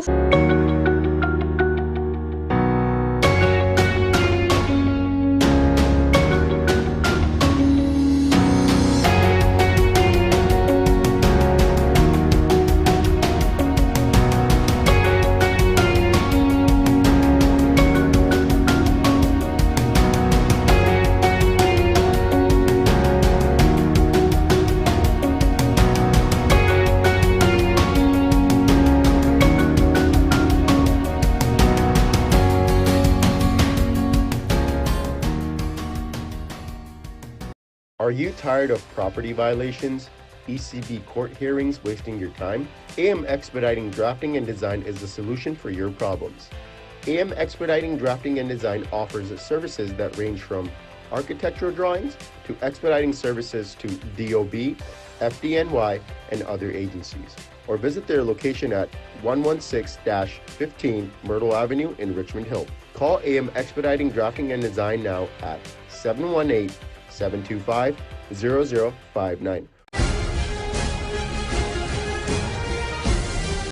viewers welcome back on programme. So viewers ਹੁਣ ਆਪਾਂ ਗੱਲਬਾਤ ਕਰਨ ਜਾ ਰਹੇ ਹਾਂ ਅਫਗਾਨਿਸਤਾਨ ਦੇ ਹਵਾਲੇ ਨਾਲ ਕਿ ਅਫਗਾਨਿਸਤਾਨ ਵਿੱਚ ਤਾਲਿਬਾਨ ਨੇ ਆਪਣੀ ਵਜ਼ਾਰਤ ਦੇ 11 ਸਤੰਬਰ ਨੂੰ ਹੋਣ ਵਾਲੇ ਸਹੁੰ ਚੁੱਕ ਸਮਾਗਮ ਨੂੰ ਰੱਦ ਕਰ ਦਿੱਤਾ ਸੀ। ਭਾਵੇਂ ਅਜੇ ਦੁਨੀਆ ਦੇ ਕਿਸੇ ਵੀ ਮੁਲਕ ਵੱਲੋਂ ਅਫਗਾਨਿਸਤਾਨ ਦੀ ਤਾਲਿਬਾਨ ਸਰਕਾਰ ਨੂੰ ਮਾਨਤਾ ਨਹੀਂ ਦਿੱਤੀ ਗਈ, ਪਰ UN ਅਤੇ ਅਮਰੀਕਾ ਸਮੇਤ ਦੁਨੀਆ ਦੇ ਅੱਡ-ਅੱਡ ਮੁਲਕਾਂ ਵੱਲੋਂ ਅਫਗਾਨਿਸਤਾਨ ਨੂੰ ਹਿਊਮੈਨਿਟੇਰੀਅਨ ਏਡ ਦੇਣ ਦਾ ਜਿਹੜਾ ਐਲਾਨ ਕੀਤਾ ਜਾ ਰਿਹਾ ਹੈ। ਸੋ ਇਸ ਤੋਂ ਲੱਗਦਾ ਹੈ ਕਿ ਅਫਗਾਨਿਸਤਾਨ ਪ੍ਰਤੀ ਦੁਨੀਆ ਦੇ ਮੁਲਕਾਂ ਦੀ ਪਹੁੰਚ ਜਿਹੜੀ ਹੈ ਉਹ ਨਰਮ ਹੁੰਦੀ ਜਾ ਰਹੀ ਹੈ। ਸੋ ਅਫਗਾਨਿਸਤਾਨ ਮੁੱਦੇ ਦੇ ਉੱਪਰ ਆਪਾਂ ਵੇਰਵੇ ਨਾਲ ਗੱਲਬਾਤ ਕਰਨ ਜਾ ਰਹੇ ਹਾਂ। ਸੋ ਅਸੀਂ ਚਾਹਾਂਗੇ ਕਿ ਤੁਸੀਂ ਇਸੇ ਤਰ੍ਹਾਂ ਹੀ ਬਣੇ ਰਹਿਣਾ। ਦੇਖਣ ਸੁਣਨ ਲਿਖਣ ਲਈ ਤੁਹਾਡਾ ਸਭ ਦਾ ਬਹੁਤ ਬਹੁਤ ਸ਼ੁਕਰੀਆ। ਜੀ ਡਾਕਟਰ ਸਾਹਿਬ ਕੀ ਵਿਚਾਰਾਂ ਨੇ? ਦੇਖੋ ਕੋਈ ਬਹੁਤ ਜ਼ਿਆਦਾ ਸਿਗਨੀਫਿਕੈਂਟ ਡਿਵੈਲਪਮੈਂਟਸ ਤਾਂ ਅਫਗਾਨਿਸਤਾਨ 'ਚ ਨਹੀਂ ਹੋਈਆਂ, ਕਿਉਂਕਿ ਹੁਣ ਆਲਰੇਡੀ ਪੰਜਸ਼ੀਰ ਵੈਲੀ ਨੂੰ ਲੈ ਕੇ ਹੀ ਜ਼ਰੂਰ ਖਬਰਾਂ ਪਲਾਂਟ ਹੋ ਰਹੀਆਂ ਨੇ, ਜਾਂ ਕਿ ਜੀ ਅਜੇ ਟੋਟਲ ਕੰਟਰੋਲ ਨਹੀਂ ਹੈ। ਉਹ ਜਿਹੜੇ ਚੈਲੰਜਰ ਨੇ ਜਾਂ ਜਿਹਨਾਂ ਨੂੰ ਰੈਜ਼ਿਸਟੈਂਸ ਫੋਰਸ ਕਰਕੇ ਬਾਹਰਲਾ ਮੀਡੀਆ ਚੁੱਕ ਰਿਹਾ ਹੈ ਕਿ ਜੋ ਉੱਪਰ ਪਹਾੜਾਂ 'ਤੇ ਚਲੇ ਗਏ ਨੇ, ਉਹ ਦਰਾਰਾਂ 'ਚ ਵੜ ਗਏ ਨੇ, ਦੂਜੇ ਨੇ ਹਾਲਾਂ ਉਹ ਇਹ ਵੀ ਕਹਿ ਰਹੇ ਨੇ ਕਿ ਜੀ ਆਲਮੋਸਟ ਉਹਨਾਂ ਦਾ 80-90% ਕਬਜ਼ਾ ਹੈ। ਪਰ ਇਹ ਮੈਨੂੰ ਲੱਗਦਾ ਹੈ ਵੀ ਇੱਕ ਪਾਸੇ ਇਹ ਸ਼ਰਾਰਤ ਦਾ ਪੋਟੈਂਸ਼ੀਅਲ ਇਹ ਵੈਸਟਰਨ ਪਾਵਰਸ ਵੀ ਔਰ ਇੰਡੀਆ ਖਾਸ ਤੌਰ 'ਤੇ ਉਹਨੂੰ ਕਾਇਮ ਰੱਖਣਾ ਚਾਹੁੰਦਾ ਹੈ। ਮਸੂਦ ਕਿੱਥੇ ਹੈ ਜਾਂ ਸਲੇਹ ਕਿੱਥੇ ਹੈ, ਕਦੇ ਕੁਛ ਕਿਹਾ ਜਾਂਦਾ, ਕਦੇ ਕੁਛ ਕਿਹਾ ਜਾਂਦਾ। ਪਰ ਜਿਵੇਂ ਅਸੀਂ ਜ਼ਿਕਰ ਕੀਤਾ ਪਿਛਲੇ ਸੈਗਮੈਂਟ 'ਚ ਕਿ ਠੀਕ 20th ਇਸ ਐਨੀਵਰਸਰੀ ਦੇ ਮੌਕੇ 9/11 ਦੀ ਬੇਸ਼ੱਕ ਤਾਲਿਬਾਨ ਨੇ ਜਿਹੜਾ ਵੱਡੇ ਪੈਮਾਨੇ 'ਤੇ ਓਥ ਟੇਕਿੰਗ ਸੈਰੇਮਨੀ ਕਰਨਾ ਚਾਹੁੰਦੇ ਸੀ, ਰੂਸ, ਚੀਨ, ਪਾਕਿਸਤਾਨ, ਸਾਊਦੀ ਅਰੇਬੀਆ, ਈਰਾਨ ਵਗੈਰਾ ਦੀ ਪਾਰਟਿਸਿਪੇਸ਼ਨ ਐਕਸਪੈਕਟਡ ਸੀ ਉਹਨਾਂ ਦੇ ਨੁਮਾਇੰਦਿਆਂ ਦੀ। ਉਹ ਉਹਨਾਂ ਨੇ ਮੌਕੇ ਦੇ ਉੱਤੇ ਹੀ ਸਿਕਿਉਰਿਟੀ ਰੀਜ਼ਨਸ ਕਹਿ ਕੇ ਉਸ ਨੂੰ ਜਿਹੜਾ ਪੋਸਟਪੋਨ ਕੀਤਾ। ਪਰ ਉਹਨਾਂ ਨੇ ਪ੍ਰੈਜ਼ੀਡੈਂਟ ਪੈਲੇਸ ਦੇ ਉੱਤੇ ਜਿਹੜਾ ਆਪਣਾ ਤਾਲਿਬਾਨ ਦਾ ਝੰਡਾ ਜਿਹੜਾ ਉਹ ਫਹਿਰਾਇਆ, ਕਿਉਂਕਿ ਜਿਹੜਾ ਕਾਮਨ ਝੰਡਾ ਅਫਗਾਨਿਸਤਾਨ ਦਾ ਉਹ ਨਹੀਂ, ਉਹਨਾਂ ਨੇ ਜਿਹੜਾ ਉਹ ਚਿੱਟਾ ਜਿਹੜਾ ਉਹਨਾਂ ਦਾ ਝੰਡਾ ਉਹ ਉਹਨਾਂ ਨੇ ਫਹਿਰਾਇਆ। ਔਰ ਇਸ ਸਾਰੇ ਦੇ ਚਲਦਿਆਂ ਦੁਨੀਆ ਦਾ ਵਰਤਾਰਾ ਕੀ ਹੈ ਉਸ 'ਚ ਕੋਈ ਸ਼ੱਕ ਨਹੀਂ ਹੈ ਕਿ ਈਵਨ ਜਦੋਂ ਤੁਰਕੀ ਨੇ ਇਸ ਹਵਾਲੇ ਦੇ ਨਾਲ ਜਿਹੜੀ ਆਪਣੀ ਸਟੇਟਮੈਂਟ ਦਿੱਤੀ, ਕਿਉਂਕਿ ਅਵੇਟਡ ਸੀ ਕਿ ਤੁਰਕੀ ਇਸ ਦੇ ਉੱਤੇ ਕੀ ਕਹੇਗਾ, ਔਰ ਉਹਨਾਂ ਨੇ ਤੁਰਕੀ ਨੇ ਕਿਹਾ ਵੀ ਇਹ ਉਹਨਾਂ ਨੇ ਦੇਖਣਾ ਹੈ ਤਾਲਿਬਾਨ ਨੇ, ਅਫਗਾਨ ਲੋਕਾਂ ਨੇ, ਕਿ ਉਹਨਾਂ ਨੇ ਆਪਣਾ ਕਿਸ ਕਿਸਮ ਦਾ ਸਿਸਟਮ ਚਲਾਉਣਾ ਹੈ ਔਰ ਅਸੀਂ ਜਿਹੜਾ ਉਹਨਾਂ ਦੀ ਸੋਵਰਨਟੀ ਦੀ ਕਦਰ ਕਰਦੇ ਹਾਂ। ਔਰ ਉਹਦੇ 'ਚ ਉਹਨਾਂ ਨੇ ਔਰ ਇਸ ਨੂੰ ਹੀ ਫਿਰ ਉਹਨਾਂ ਦੇ ਜਿਹੜੇ ਮੁੱਲਾ ਹਸਨ ਖੁੰਦ ਦੀ ਸਰਕਾਰ ਬਣੀ ਹੈ, ਉਹਨਾਂ ਦੇ ਸੁਹੇਲ ਸ਼ਾਹੀਨ ਸਪੋਕਸਪਰਸਨ ਨੇ ਤਾਲਿਬਾਨ ਦੇ, ਔਰ ਉਹਨਾਂ ਨੇ ਕਿਹਾ ਵੀ ਅਸੀਂ ਵੀ ਤੁਰਕੀ ਨਾਲ ਹਰ ਖੇਤਰ ਦੇ ਵਿੱਚ ਕੋਆਪਰੇਸ਼ਨ ਚਾਹੁੰਦੇ ਹਾਂ। ਅੱਗੇ ਪਹਿਲਾਂ ਹੀ ਤੁਰਕੀ ਦੇ ਇੰਜੀਨੀਅਰ ਤੇ ਦੂਸਰੇ ਲੋਕ ਅਫਗਾਨਿਸਤਾਨ 'ਚ ਕੰਮ ਕਰ ਰਹੇ ਨੇ, ਉਹਨਾਂ ਦਾ ਵੱਡਾ ਯੋਗਦਾਨ ਹੈ। ਔਰ ਉਹਨਾਂ ਨੇ ਕਿਹਾ ਵੀ ਅਸੀਂ ਫਿਊਚਰ ਦੇ ਵਿੱਚ ਵੀ ਤੁਰਕੀ ਨਾਲ ਉਹ ਬੇਸ਼ੱਕ ਐਜੂਕੇਸ਼ਨ ਦਾ ਸਿਸਟਮ ਹੋਏ, ਕੰਸਟਰਕਸ਼ਨ, ਇਕਨੋਮਿਕਲ ਜਿਹੜਾ ਫੀਲਡ ਹੈ ਉਹਦੇ 'ਚ ਅਸੀਂ ਉਹਨਾਂ ਦੇ ਨਾਲ ਕੋਆਪਰੇਸ਼ਨ ਵਧਾਉਣਾ ਚਾਹੁੰਦੇ। ਤੇ ਇਹੀ ਕਿਉਂਕਿ ਜਦੋਂ ਤੁਰਕੀ ਦੇ ਪ੍ਰੈਜ਼ੀਡੈਂਟ ਨੂੰ ਮਿਸਟਰ ਤੈਯਿਪ ਅਰਦੋਗਾਨ ਨੂੰ ਪੁੱਛਿਆ ਗਿਆ ਅਫਗਾਨਿਸਤਾਨ ਨਾਲ ਸੰਬੰਧਾਂ ਬਾਰੇ, ਤਾਂ ਉਹਨਾਂ ਨੇ ਕਿਹਾ ਜੀ ਹਰ ਮੁਲਕ ਜਿਹੜਾ ਹੈ ਉਹ ਆਪਣੀ ਫੋਰਨ ਪਾਲਿਸੀ ਆਪਣੇ ਮੁਲਕ ਦੇ ਇੰਟਰਸਟ ਨੂੰ ਸਾਹਮਣੇ ਰੱਖ ਕੇ ਤਿਆਰ ਕਰਦਾ ਹੈ। ਅਸੀਂ ਜੋ ਵੀ ਉਹ ਅਫਗਾਨਿਸਤਾਨ ਵਾਲੇ ਤਾਲਿਬਾਨ ਸਰਕਾਰ ਕਰੇਗੀ ਉਹਦਾ ਅਸੀਂ ਸਤਿਕਾਰ ਕਰਦੇ ਹਾਂ, ਔਰ ਅਸੀਂ ਜਿਹੜਾ ਉਹਨਾਂ ਦੇ ਨਾਲ ਅਫਗਾਨਿਸਤਾਨ ਨਾਲ ਸੰਬੰਧ ਅੱਗੇ ਵਧਾਉਣਾ ਚਾਹੁੰਦੇ ਹਾਂ। ਔਰ ਇਹੀ ਗੱਲ ਸ਼ਾਹੀਨ ਨੇ ਕਹੀ, ਉਹਨਾਂ ਦੇ ਸਪੋਕਸਮੈਨ ਨੇ ਤਾਲਿਬਾਨ ਦੇ, ਕਿ ਵੀ ਅਸੀਂ ਵੀ ਆਪਣਾ ਰੁਖ ਉਵੇਂ ਹੀ ਤੈਅ ਕਰਾਂਗੇ ਜਿਵੇਂ ਤੁਰਕੀ ਦੀ ਪਾਲਿਸੀ ਹੋਏਗੀ। ਅਸੀਂ ਤੁਰਕੀ ਜੇ ਸਾਡੇ ਸਾਹਮਣੇ ਇੱਕ ਮੁਸਲਮਾਨ ਬਰਾਦਰ ਦੇ ਤੌਰ ਤੇ ਆਏਗਾ ਤੇ ਅਸੀਂ ਵੀ ਉਹਨਾਂ ਇਮੋਸ਼ਨਸ ਨਾਲ ਹੀ ਉਹਨੂੰ ਡੀਲ ਕਰਾਂਗੇ, ਔਰ ਇਹ ਅਸੀਂ ਤੁਰਕੀ ਨੂੰ ਆਪਣੇ ਮੁਸਲਮਾਨ ਭਰਾ ਮੁਲਕ ਦੇ ਤੌਰ ਤੇ ਦੇਖਦੇ ਹਾਂ। ਸੋ ਇਹ ਦੱਸਦਾ ਹੈ ਵੀ ਚੀਨ ਤੋਂ ਬਾਅਦ, ਕਿਉਂਕਿ ਚਾਈਨਾ ਨੇ ਤਾਂ ਆਲਰੇਡੀ ਉਹਨਾਂ ਪ੍ਰਤੀ ਐਟੀਟਿਊਡ ਰੱਖਿਆ ਹੀ ਹੋਇਆ ਸੌਫਟ, ਔਰ ਉਹ ਮਦਦ ਵੀ ਪਹਿਲੀ ਜਿਹੜੀ ਹੈ ਉਹਨਾਂ ਦੀ $31 ਮਿਲੀਅਨ ਦੀ ਜਿਹੜੇ ਉਹਨਾਂ ਦੀ ਹਿਊਮੈਨਿਟੇਰੀਅਨ ਏਡ ਦੇ ਥੱਲੇ, ਔਰ ਪਾਕਿਸਤਾਨ ਨੇ ਵੀ ਪਹਿਲੇ ਜਹਾਜ਼ ਉੱਥੋਂ ਉੱਡੇ ਜਿਨ੍ਹਾਂ ਨੇ ਉਹਨਾਂ ਤੱਕ, ਔਰ ਟਰੱਕ ਵੀ ਜਿਨ੍ਹਾਂ ਤੱਕ ਮਦਦ ਪਹੁੰਚਾਈ, ਔਰ ਉਹ ਤਾਂ ਫਖਰ ਨਾਲ ਵੀ ਕਹਿੰਦੇ ਨੇ ਕਿ ਭਾਈ ਸਾਡੇ ਤਾਂ ਸੰਬੰਧ ਵੀ ਨੇ ਔਰ ਅਸੀਂ ਕਰਨਾ ਵੀ ਹੈ। ਲੇਕਿਨ ਜਿਹੜੀ ਗੱਲ ਮੈਂ ਇਹ ਸਮਝਦਾ ਕਿ ਇੱਕ ਐਟੀਟਿਊਡ ਜਿਹੜਾ ਉਹਨਾਂ ਦੀ ਇਸ ਸਰਕਾਰ ਬਣਨ ਤੋਂ ਪਹਿਲੇ, ਕਿਉਂਕਿ 15 ਅਗਸਤ ਉਹਨਾਂ ਨੇ ਕਾਬੁਲ ਲਿਆ, ਜਿਹੜੇ 2-3 ਹਫ਼ਤੇ 'ਚ ਜੋ ਅਮਰੀਕਾ ਦਾ ਵੀ ਰਵੱਈਆ ਸੀ, ਅਮਰੀਕਾ ਫਿਰ ਵੀ ਇੰਡੀਆ ਜਿਵੇਂ ਟੱਪ ਰਿਹਾ ਸੀ, UK ਟੱਪ ਰਿਹਾ ਸੀ, ਯੂਰਪੀਅਨ ਯੂਨੀਅਨ ਦੇ ਕੁਝ ਹੋਰ ਮੁਲਕ, ਤੇ ਲੱਗਦਾ ਸੀ ਕਿ ਵੀ ਇਹ ਬਿਲਕੁਲ ਉਹਨਾਂ ਨੂੰ ਡਿਚ ਕਰਨ, ਜਾਂ ਜਿਵੇਂ ਅਮਰੀਕਾ ਨੇ $9 ਬਿਲੀਅਨ ਰੋਕ ਲਿਆ ਉਹਨਾਂ ਦਾ ਜਿਹੜਾ ਪਿਆ ਹੋਇਆ ਸੀ ਇਹਨਾਂ ਦੇ ਰਿਜ਼ਰਵ ਬੈਂਕ 'ਚ, IMF ਨੇ ਰਕਮ ਰੋਕ ਲਈ ਜਾਂ ਦੂਜੇ, ਪਰ ਯੂਨਾਈਟਿਡ ਨੇਸ਼ਨਸ ਦੇ ਫੂਡ ਪ੍ਰੋਗਰਾਮ ਨੇ ਵੀ ਔਰ ਦੂਸਰਿਆਂ ਨੇ ਹਾਲ ਦੁਹਾਈ ਮਚਾਈ ਹੋਈ ਸੀ ਵੀ ਸਤੰਬਰ ਐਂਡ ਤੱਕ ਮੁੱਕ ਜਾਣਾ ਸਾਰਾ ਕੁਝ, ਔਰ ਸਾਨੂੰ $2 ਬਿਲੀਅਨ ਚਾਹੀਦੇ ਨੇ ਜੇ ਅਸੀਂ ਬੇਸਿਕ ਜਿਹੜੀਆਂ ਅਦਰਵਾਈਜ਼ 1/3 33% ਤੋਂ ਜ਼ਿਆਦਾ ਲੋਕ ਭੁੱਖ ਨਾਲ ਮਰਨਗੇ।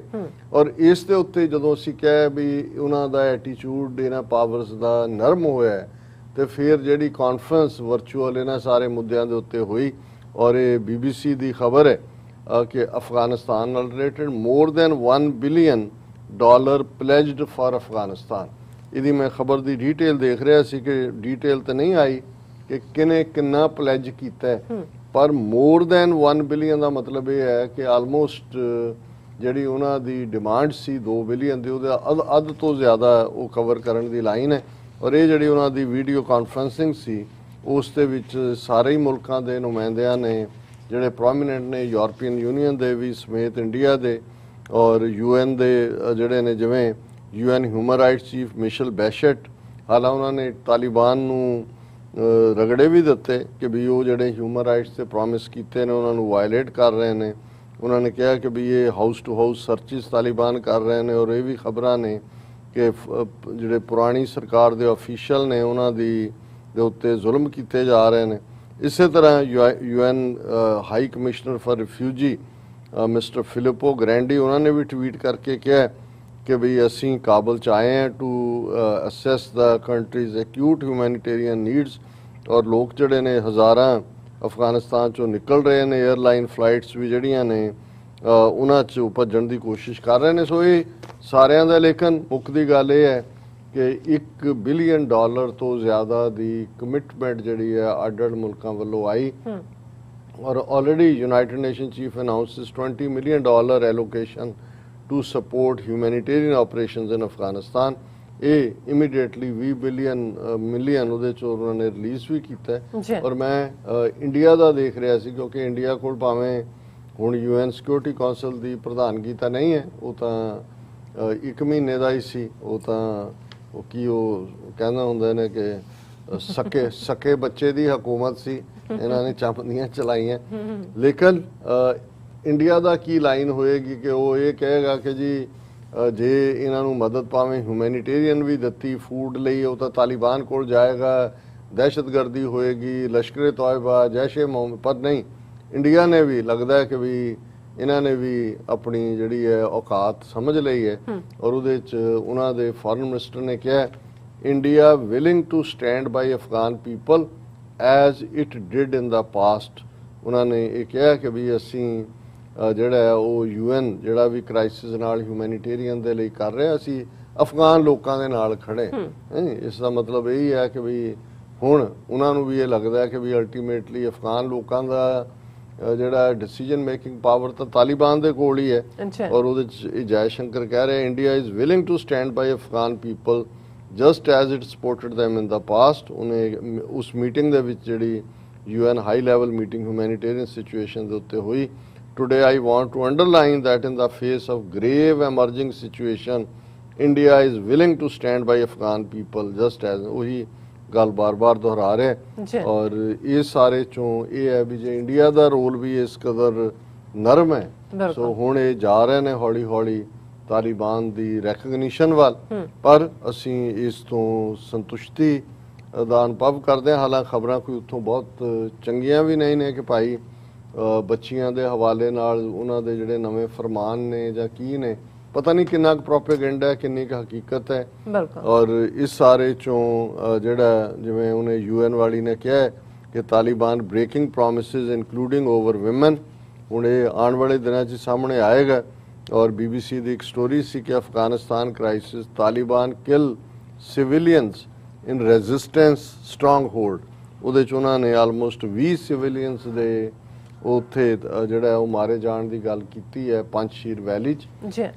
ਹਾਲਾਂਕਿ ਜਿਵੇਂ ਮੈਂ ਕਿਹਾ ਵੀ ਬਹੁਤ ਸਾਰੀਆਂ ਨਿਊਜ਼ ਉਹਨਾਂ ਦੀ ਹਕੀਕਤ ਕੀ ਹੈ ਉਹ ਆਉਣ ਵਾਲੇ ਪੀਰੀਅਡ 'ਚ ਪਤਾ ਲੱਗੇਗਾ, ਪਰ ਇੰਨੀ ਗੱਲ ਦੀ ਸਾਨੂੰ ਤਸੱਲੀ ਹੈ ਕਿ ਜੇ $2 ਬਿਲੀਅਨ ਦੀ ਜਿਹੜੀ ਮੰਗ ਸੀ UN ਦੀ ਹਿਊਮੈਨਿਟੇਰੀਅਨ ਕ੍ਰਾਈਸਿਸ ਨੂੰ ਅਵੋਇਡ ਕਰਨ ਲਈ, ਔਰ $1 ਬਿਲੀਅਨ ਤੋਂ ਜ਼ਿਆਦਾ ਦੀਆਂ ਕਮਿਟਮੈਂਟਸ ਆ ਗਈਆਂ ਨੇ, ਇਸ ਦਾ ਮਤਲਬ ਹੈ ਕਿ ਵੀ ਅਫਗਾਨਿਸਤਾਨ ਦੇ ਲੋਕਾਂ ਦੀ ਵੀ ਮਦਦ ਹੋਏਗੀ ਔਰ ਆਉਣ ਵਾਲੇ ਪੀਰੀਅਡ 'ਚ ਅਫਗਾਨਿਸਤਾਨ ਸਟੇਬਿਲਿਟੀ ਵੱਲ ਵਧੇਗਾ ਅੰਟਿਲ ਅਨਲੈਸ ਕੋਈ ਹੋਰ ਨਵਾਂ ਜਿਹੜਾ ਵਿੱਚੋਂ ਫਿਤਨਾ ਕੋਈ ਖੜਾ ਨਹੀਂ ਹੁੰਦਾ। ਬਿਲਕੁਲ ਡਾਕਟਰ ਸਾਹਿਬ, ਤੁਹਾਡਾ ਬਹੁਤ ਬਹੁਤ ਸ਼ੁਕਰੀਆ। ਤੁਸੀਂ ਆਪਣੇ ਵਿਚਾਰ ਸਾਡੇ ਦਰਸ਼ਕਾਂ ਨਾਲ ਸਾਂਝੇ ਕੀਤੇ ਨੇ। ਸੋ ਲੈਣੇ ਬ੍ਰੇਕ ਵਿਊਅਰਸ, ਤੁਸੀਂ ਇਸੇ ਤਰ੍ਹਾਂ ਹੀ ਬਣੇ ਰਹਿਣਾ। ਮਿਲਦੇ ਹਾਂ ਛੋਟੇ ਜਿਹੇ ਵਕਫੇ ਤੋਂ ਬਾਅਦ।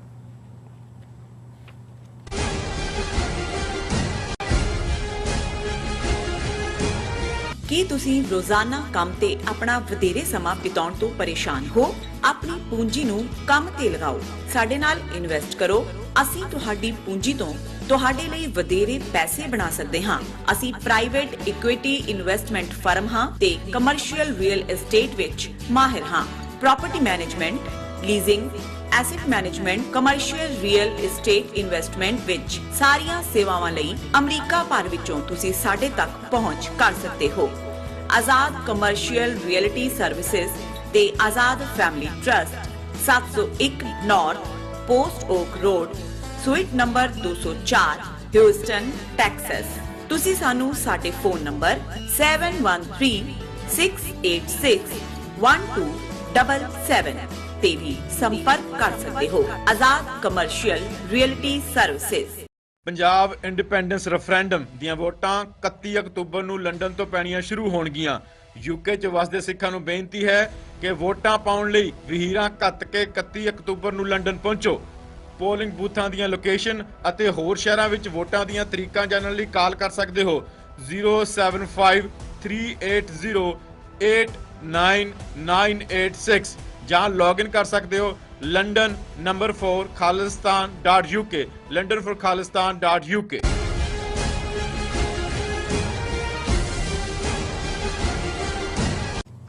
Viewers, welcome back to programme. So viewers, end ਵਾਲੇ ਸੈਕਸ਼ਨ ਦੇ ਵਿੱਚ ਆਪਾਂ ਗੱਲਬਾਤ ਕਰਨ ਜਾ ਰਹੇ ਹਾਂ ਕਿ ਪਾਕਿਸਤਾਨ ਵੱਲੋਂ ਜੰਮੂ ਐਂਡ ਕਸ਼ਮੀਰ ਵਿੱਚ ਭਾਰਤੀ ਹਾਕਮਾਂ ਦੇ ਜ਼ੁਲਮਾਂ ਸੰਬੰਧੀ ਅਗਰੈਸਿਵ ਡਿਪਲੋਮੈਟਿਕ ਪਹੁੰਚ ਬਣਾਈ ਜਿਹੜੀ ਹੈ ਉਹ ਜਾਰੀ ਹੈ। ਸੋ ਮੀਡੀਆ ਰਿਪੋਰਟਾਂ ਅਨੁਸਾਰ ਪਾਕਿਸਤਾਨ ਦੇ foreign minister, human rights minister ਅਤੇ ਨੈਸ਼ਨਲ ਸਿਕਿਉਰਿਟੀ ਐਡਵਾਈਜ਼ਰ ਵੱਲੋਂ ਇੱਕ ਪ੍ਰੈਸ ਕਾਨਫਰੰਸ ਕਰਕੇ 131 ਸਫ਼ਿਆਂ ਦਾ ਇੱਕ ਡਾਇਜ਼ਰ ਜਿਹੜਾ ਹੈ ਉਹ ਜਾਰੀ ਕੀਤਾ ਗਿਆ ਹੈ, ਜਿਸ ਵਿੱਚ ਭਾਰਤੀ ਫੌਜ ਵੱਲੋਂ ਜੰਮੂ ਕਸ਼ਮੀਰ ਵਿੱਚ ਕੀਤੇ ਜਾ ਰਹੇ ਵਾਰ ਕ੍ਰਾਈਮ ਅਤੇ ਇਨਸਾਨੀ ਹੱਕਾਂ ਦੀ ਉਲੰਘਣਾਵਾਂ ਦਾ ਵੇਰਵਾ ਦਿੱਤਾ ਗਿਆ ਹੈ। ਸੋ ਇਸ ਬਾਰੇ ਆਪਾਂ ਗੱਲਬਾਤ ਕਰਾਂਗੇ ਔਰ ਨਾਲ ਹੀ ਰੂਹ ਦੀ ਖੁਰਾਕ ਗੁਰਬਾਣੀ ਵਿਚਾਰਾਂ ਦੀ ਸਾਂਝ ਤੁਹਾਡੇ ਨਾਲ ਪਾਈ ਜਾਏਗੀ। ਸੋ ਅਸੀਂ ਚਾਹਾਂਗੇ ਕਿ ਤੁਸੀਂ ਇਸੇ ਤਰ੍ਹਾਂ ਹੀ ਬਣੇ ਰਹਿਣਾ। ਦੇਖਣ ਸੁਣਨੀ ਜਾਂ ਲਿਖਣ ਲਈ ਤੁਹਾਡਾ ਸਭ ਦਾ ਬਹੁਤ ਬਹੁਤ ਸ਼ੁਕਰੀਆ ਜੀ। ਰਾਜ ਸਾਹਿਬ, ਕੀ ਕਹਿਣਾ ਚਾਹੋਗੇ? ਦੇਖੋ, ਅਸੀਂ ਇਸ ਆਪਣੇ ਪ੍ਰੋਗਰਾਮ ਦੇ ਮੀਡੀਅਮ ਰਾਹੀਂ ਅਕਸਰ ਪਾਕਿਸਤਾਨ ਦੀ ਹਕੂਮਤ ਨੂੰ ਔਰ ਖਾਸ ਤੌਰ 'ਤੇ ਉਹਨਾਂ ਦੇ ਜਿਹੜੇ ਬਾਹਰ ਬੈਠੇ ਡਿਪਲੋਮੈਟ ਨੇ ਉਹਨਾਂ ਨੂੰ ਇਹ ਗੁਜ਼ਾਰਿਸ਼ ਕਰਦੇ ਰਹੇ ਕਿ ਭਾਈ ਤੁਸੀਂ ਸਿਟ ਬੈਕ ਡਿਪਲੋਮੇਸੀ ਨਾ ਕਰੋ। ਬਿਲਕੁਲ ਬ੍ਰਾਹਮਣ ਨਾਲ ਜਿਸ ਨਾਲ ਤੁਹਾਡਾ ਵਾਹ ਹੈ ਇਸ ਦੀ ਤਾਂ ਤਰਬੀਅਤ ਇਹੀ ਹੈ ਕਿ ਈਦਰ ਐਟ ਯੂਰ ਥਰੋਟ ਔਰ ਐਟ ਯੂਰ ਫੀਟ, ਕਿ ਜਾਂ ਤੁਹਾਡੇ ਇਹਨਾਂ ਨੇ ਗਲ ਨੂੰ ਪੈਣਾ ਜਾਂ ਪੈਰੀਂ ਪੈਣਾ। ਔਰ ਤੁਸੀਂ ਐਗਰੈਸਿਵ ਡਿਪਲੋਮੇਸੀ ਕਰੋ ਜਿਹੜਾ ਵੀ ਇਸ਼ੂ ਹੁੰਦਾ ਹੈ, ਕਿਉਂਕਿ ਜੋ ਭਾਰਤ ਨੇ ਪਾਕਿਸਤਾਨ ਨੂੰ ਡੀਸਟੈਬਿਲਾਈਜ਼ ਕਰਨ ਦੇ ਲਈ ਜੋ ਇਹਨਾਂ ਦੀਆਂ ਨੀਤੀਆਂ ਪਿਛਲੇ 75 ਸਾਲ ਤੋਂ ਨੇ, ਇੰਨਾ ਕੁਛ ਪਾਕਿਸਤਾਨ ਦੇ ਕੋਲ ਹੈ ਕਿ ਜੇ ਪਿਛਲੇ ਦਹਾਕਿਆਂ ਦੇ ਵਿੱਚ ਪਾਕਿਸਤਾਨ ਦੇ ਅੱਡ-ਅੱਡ ਡਿਪਲੋਮੈਟਸ ਨੇ ਇੱਥੇ UN 'ਚ ਬੈਠੇ ਆ ਜਾਂ ਅਮਰੀਕਾ ਔਰ ਯੂਰਪੀਅਨ ਕੰਟਰੀਜ਼ 'ਚ ਇਸ ਦੇ ਉੱਤੇ ਐਗਰੈਸਿਵ ਸਟਾਂਸ ਲਿਆ ਹੁੰਦਾ ਤੇ ਫਿਰ ਇਹ ਨਹੀਂ ਹੈ ਵੀ ਭਾਰਤ ਉਹ UN ਦਾ ਫਾਰਮੈਟ ਹੋਏ, ਸ਼ੰਘਾਈ ਕਾਰਪੋਰੇਸ਼ਨ ਹੋਏ, ਦੂਸਰੇ ਫੋਰਮ ਹੋਣ, ਹਾਰਟ ਆਫ ਏਸ਼ੀਆ ਹੋਏ, ਸਾਰਕ ਹੋਏ, ਉਹਨਾਂ ਸਾਰਿਆਂ 'ਚੋਂ ਪਾਕਿਸਤਾਨ ਦੇ ਖਿਲਾਫ ਡੰਡਾ ਲੈ ਕੇ ਖੜਾ ਹੁੰਦਾ ਹੈ, mother of terrorism, this that, ਕਿਉਂਕਿ ਪਾਕਿਸਤਾਨ ਨੇ ਖੁਦ ਹੀ ਉਹਨਾਂ ਨੂੰ ਮੌਕਾ ਦਿੱਤਾ। ਹਾਲਾਂ ਇੱਕ ਮੁਲਕ ਤੁਸੀਂ ਤੋੜ ਦਿਓ ਦੋ ਹਿੱਸਿਆਂ 'ਚ ਫੌਜ ਭੇਜ ਕੇ, ਦਹਿਸ਼ਤਗਰਦੀ ਦੇ ਵਿੱਚ ਤੁਹਾਡਾ ਜਿਹੜਾ ਟੌਪ ਸਪਾਈ ਕੁਲਭੂਸ਼ਣ ਯਾਦਵ ਦੂਜਿਆਂ ਦੇ ਫੜਿਆ ਹੋਏ, ਇਸ ਦੀਆਂ ਐਗਜ਼ਾਮਪਲਸ ਹੋਣ ਵੀ ਕਿਵੇਂ ਇਹ ਜਿਹੜੇ ਨੇ ਉਹਦੇ 'ਚ ਇਨਵੋਲਵ ਨੇ।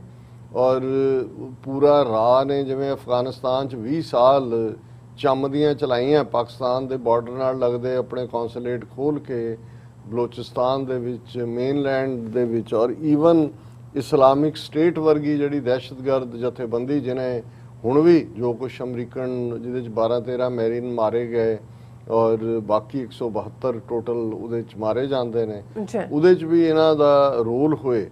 ਔਰ ਪਾਕਿਸਤਾਨ ਜਿਹੜਾ ਹੈ ਉਹ ਖੁਦ ਵਿਕਟਮ ਹੋਏ, 70,000 ਤੋਂ ਜ਼ਿਆਦਾ ਉਹਨਾਂ ਦੇ ਸਿਵਲੀਅਨ ਇਹਨਾਂ 20 ਸਾਲਾਂ 'ਚ ਮਾਰੇ ਗਏ, ਲੇਕਿਨ ਤੁਸੀਂ ਉਹ ਪਿਨ ਪੁਆਇੰਟ ਨਾ ਕਰ ਸਕੋ ਜਾਂ ਉਹਨੂੰ ਜਿਹੜਾ ਉਹ ਅਕਾਊਂਟੇਬਲ ਨਾ ਠਹਿਰਾ ਸਕੋ।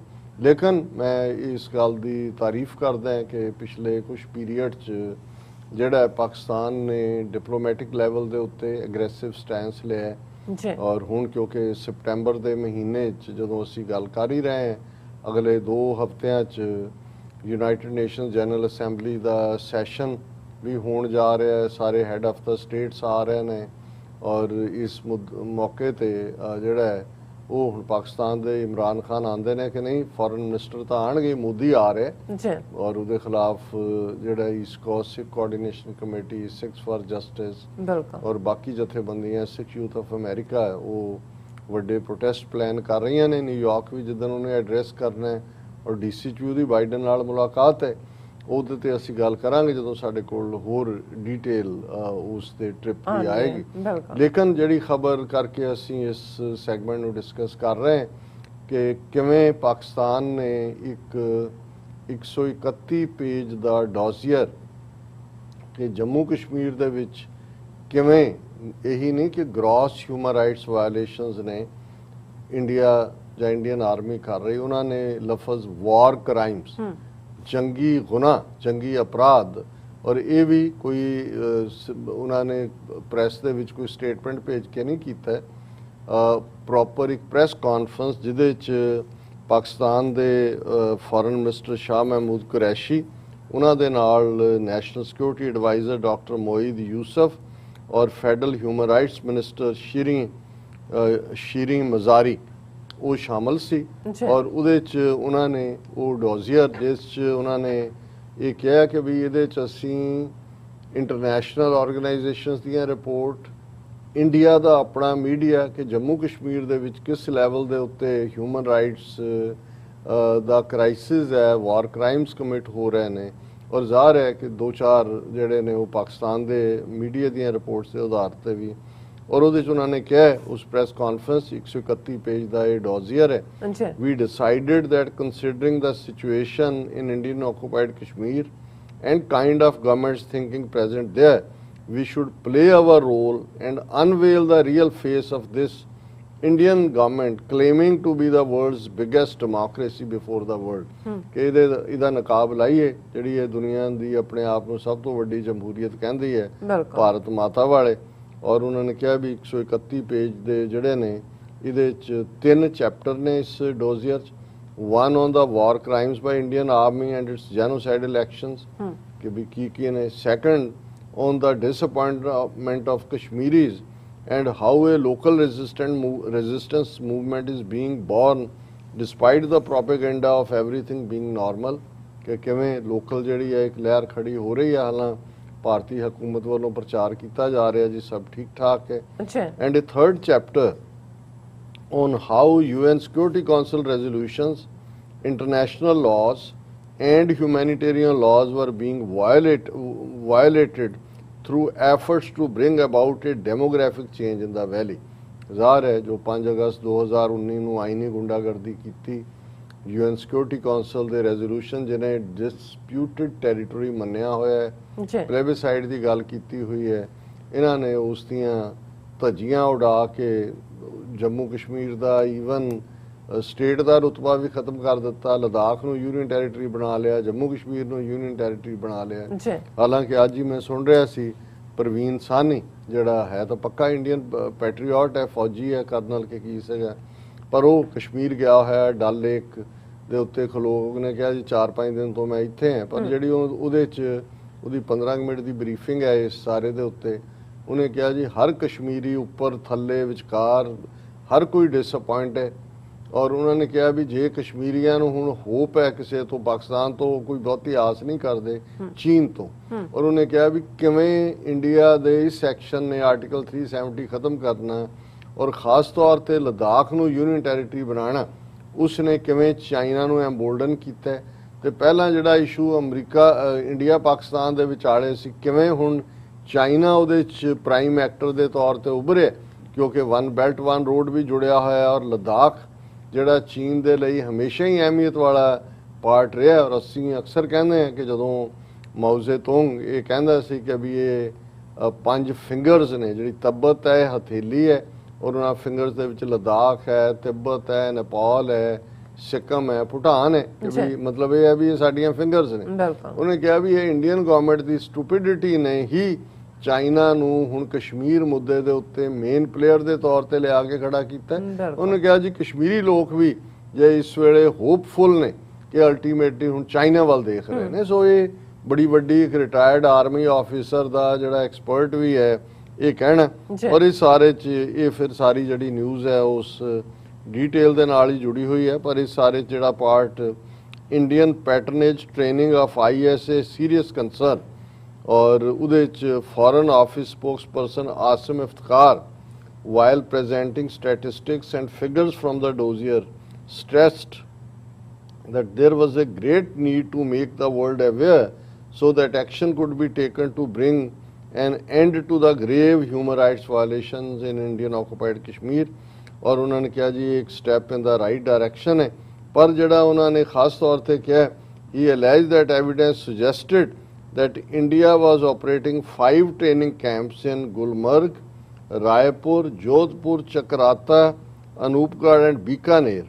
By injecting these state-trained ISIS fighters, India may try to establish linkages of freedom movement with international terrorism in order to malign the freedom struggle and to justify its own crimes as counter-terrorist operations. ਹਾਲਾਂ ਜਿਹੜੇ ਉਹਨਾਂ ਨੇ ਨਾਂ ਲਏ ਨੇ ਚਕਰਾਤਾ ਔਰ ਇਹ ਦੂਜੇ ਨੇ ਜਿੱਥੇ ਉਹਨਾਂ ਨੇ ਉਹ ਕਮਾਂਡੋ ਵੀ ਤਿਆਰ ਕੀਤੇ ਜਿਨ੍ਹਾਂ ਨੇ ਦਰਬਾਰ ਸਾਹਿਬ ਤੇ ਜੂਨ 84 'ਚ ਹਮਲਾ ਕੀਤਾ. ਸੋ ਅਸੀਂ ਸਮਝਦੇ ਹਾਂ ਵੀ ਕੁੱਲ ਮਿਲਾ ਕੇ ਇਹ ਜਿਹੜਾ ਐਗਰੈਸਿਵ ਡਿਪਲੋਮੇਸੀ ਹੈ ਇਹ ਵੈਲਕਮ ਹੈ, ਔਰ ਇਹਨੂੰ ਹੋਰ ਅੱਗੇ ਤੋਰਨ. ਇਹ ਹੀ ਨਾ ਹੋਏ ਕਿ ਵੀ ਰਿਪੋਰਟਾਂ ਜਾਰੀ ਕਰਕੇ ਬਸ ਇੰਨਾ ਹੀ ਸਮਝਣ ਇਹਨਾਂ ਦੇ ਇੱਥੇ ਬੈਠੇ ਜਿਵੇਂ ਮੁਨੀਰ ਅਕਰਮ ਨੇ UN ਦੇ ਵਿੱਚ ਪਰਮਾਨੈਂਟ ਐਂਬੈਸਡਰ ਹੈ ਔਰ ਦੂਸਰੇ ਨੇ, ਇਹਨਾਂ ਨੂੰ ਇਹੀ ਨਹੀਂ ਕਿ ਜੀ ਕੋਈ ਖਾਸ ਮੌਕਾ ਆਇਆ ਰਿਪੋਰਟ ਕੱਢੀ ਫਿਰ ਸੌਂ ਗਏ. ਰਾਉਂਡ ਦਾ ਕਲੌਕ ਜਿਹੜੀ ਆ ਉਹ ਲੌਬੀ ਕਰਨ ਦੀ ਲੋੜ ਹੈ. ਸੋ ਅਸੀਂ ਜਿੱਥੇ ਕਸ਼ਮੀਰੀਆਂ ਦੇ ਦਰਦ ਨੂੰ ਮਹਿਸੂਸ ਕਰਦੇ ਹਾਂ, ਔਰ ਮੈਂ ਜਦੋਂ ਜਿਹੜਾ US ਕੈਨੇਡਾ ਪੀਸ ਆਰਚ ਤੇ ਖਲੋ ਕੇ ਇਸ ਮੈਸੇਜ ਨੂੰ ਦਿੱਤਾ ਕਿ ਰੱਬ ਕਰੇ ਕਿ ਸਾਡਾ ਮੁਲਕ ਖਾਲਿਸਤਾਨ ਹੋਣ ਚਾਹੇ, ਖਾਲਿਸਤਾਨ ਔਰ ਪਾਕਿਸਤਾਨ ਦਾ ਬਾਰਡਰ ਇਵੇਂ ਹੀ ਖੁੱਲ੍ਹਾ ਹੋਏਗਾ ਜਿਵੇਂ ਅਮਰੀਕਾ ਔਰ ਕੈਨੇਡਾ ਦਾ ਹੈ. ਤੇ ਉੱਥੇ ਕਨਕਲੂਜਨ ਦੇ ਵਿੱਚ ਜਿੱਥੇ ਖਾਲਿਸਤਾਨ ਜ਼ਿੰਦਾਬਾਦ, ਪਾਕਿਸਤਾਨ ਜ਼ਿੰਦਾਬਾਦ ਸੀ, ਕਸ਼ਮੀਰ ਜ਼ਿੰਦਾਬਾਦ, ਕਿਉਂਕਿ ਇਸ ਵੇਲੇ ਸਭ ਤੋਂ ਵੱਧ ਸਫਰਿੰਗ 'ਚੋਂ ਉਹ ਲੋਕ ਨਿਕਲ ਰਹੇ ਨੇ ਸਾਰਾ ਐਡਮਿਨਿਸਟ੍ਰੇਸ਼ਨ ਜਿਹੜਾ ਸਿਵਿਲੀਅਨ ਗਵਰਨਰ ਤੋਂ ਲੈ ਕੇ ਸੈਨਾ ਤੋਂ ਥੱਲੇ ਤੱਕ ਉਹਨਾਂ ਦੀ ਹੋਂਦ ਮਿਟਾਉਣ ਤੇ ਤੁਲੇ ਹੋਏ ਨੇ। ਔਰ ਈਵਨ ਉਹਨਾਂ ਦੀ ਆਈਡੈਂਟੀਟੀ ਐਜ਼ ਏ ਕਸ਼ਮੀਰੀ ਡੈਮੋਗ੍ਰਾਫਿਕਸ ਔਰ ਦੂਸਰੇ 3 ਡਰਟੀ ਡੀਜ਼ ਤਾਂ ਕਰ ਹੀ ਰਹੇ ਨੇ। ਔਰ ਆਉਣ ਵਾਲੇ ਪੀਰੀਅਡ ਜਿਵੇਂ ਇਹੀ ਪ੍ਰਵੀਨ ਸਾਹਨੀ ਕਹਿ ਰਿਹਾ ਸੀ ਕਿ ਜੇ ਸਟੇਟਹੁੱਡ ਰੀਸਟੋਰ ਵੀ ਹੋ ਜਾਂਦਾ ਹੈ, ਇਹ ਹੁਣ ਭੁੱਲ ਜਾਣ ਕਸ਼ਮੀਰ ਦੇ ਲੋਕ ਕਿ ਚੀਫ ਮਿਨਿਸਟਰ ਉਹਨਾਂ ਦਾ ਹੋਏਗਾ। ਉਹ ਇਸ ਢੰਗ ਨਾਲ ਹੀ ਕਰਨਗੇ ਕਿ ਜੰਮੂ ਜਿਹੜਾ ਅਲਟੀਮੇਟਲੀ ਡੋਮੀਨੇਟ, ਮਤਲਬ ਇਹ ਹੈ ਕਿ ਮੁਸਲਮਾਨਾਂ ਨੂੰ ਸੈਕੰਡ ਕਲਾਸ ਸਿਟੀਜ਼ਨ ਬਣਾ ਕੇ ਰੱਖਣ ਦੀ ਲਾਈਨ ਬਰਾਬਰ ਜਾਰੀ ਰਹੇਗੀ। ਔਰ ਹੁਣ ਅਸੀਂ ਰੂਹਾਨੀ ਵਿਚਾਰ ਵੱਲ ਤੁਰਦੇ। ਬਿਲਕੁਲ 52 ਅੱਖਰੀ ਕਬੀਰ ਸਾਹਿਬ ਦੀ ਬਾਣੀ ਔਰ ਅੱਜ ਇਸ ਦਾ ਅਸੀਂ ਭੋਗ ਪਾ ਰਹੇ ਹਾਂ, ਕਿਉਂਕਿ ਇਸ ਦਾ ਅਖੀਰਲਾ ਸ਼ਲੋਕ 45ਵਾਂ ਸ਼ਲੋਕ ਜਿਹੜਾ ਹੈ ਉਹ ਇਹ ਮੈਸੇਜ ਹੈ। ਕਿਉਂਕਿ ਐਲਫਾਬੈਟ ਦੇ ਜਿਹੜੇ ਉਸ ਪੀਰੀਅਡ ਦੀ ਪੰਜਾਬੀ ਐਲਫਾਬੈਟ ਜਾਂ ਸਾਧੂ ਭਾਸ਼ਾ ਜਿਹਨੂੰ ਕਹਿੰਦੇ ਸੀ, ਸੰਦੂਕੜੀ ਵੀ ਕਹਿੰਦੇ ਸੀ ਇਸ ਨੂੰ, ਉਸ ਦੇ ਲਫ਼ਜ਼ਾਂ ਦੇ ਉੱਤੇ ਕਬੀਰ ਸਾਹਿਬ ਨੇ ਹਰ ਲਫ਼ਜ਼ ਦੇ ਉੱਤੇ ਰੱਬ ਦੇ ਪਿਆਰ ਦਾ ਸੁਨੇਹਾ ਦਿੱਤਾ ਹੈ, ਜ਼ਿੰਦਗੀ ਦੀ ਹਕੀਕਤ ਰੂਹਾਨੀਅਤ ਦਾ ਮੈਸੇਜ ਦਿੱਤਾ ਹੈ।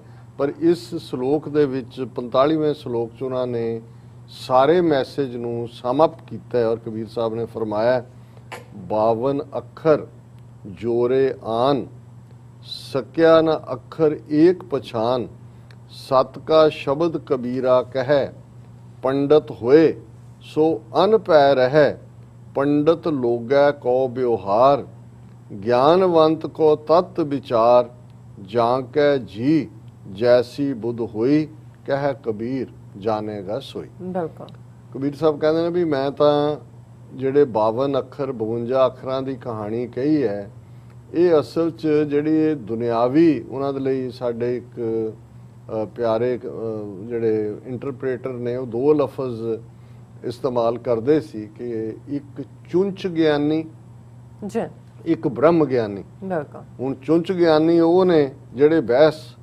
ਦੁਨਿਆਵੀ ਅਕਲ ਬਹੁਤ ਹੈ, ਬਹੁਤ ਦਲੀਲਾਂ ਦੇਣਗੇ, ਪਰ ਅੰਦਰ ਰੱਬ ਦਾ ਪਿਆਰ ਨਹੀਂ ਵਸਦਾ। ਉਹ ਸਿਰਫ ਚੁੰਝਾਂ ਫਸਾਣ 'ਚ ਯਕੀਨ ਰੱਖਦੇ ਨੇ, ਬਹਿਸ ਮੁਬਾਸੇ 'ਚ ਹੀ ਹੈ ਉਹਨਾਂ ਦੇ। ਔਰ ਦੂਸਰੇ ਉਹ ਨੇ ਬ੍ਰਹਮ ਗਿਆਨੀ ਜਿਨ੍ਹਾਂ ਨੂੰ ਸੱਚ ਦੀ ਪਛਾਣ ਹੈ, ਰੱਬ ਦੇ ਨਾਲ ਅੰਦਰੋਂ ਜੁੜੇ ਹੋਏ ਨੇ, ਮੁਹੱਬਤ ਦੇ ਵਿੱਚ ਜਿਉਂਦੇ ਨੇ, ਮੁਹੱਬਤ ਵੰਡਦੇ ਨੇ।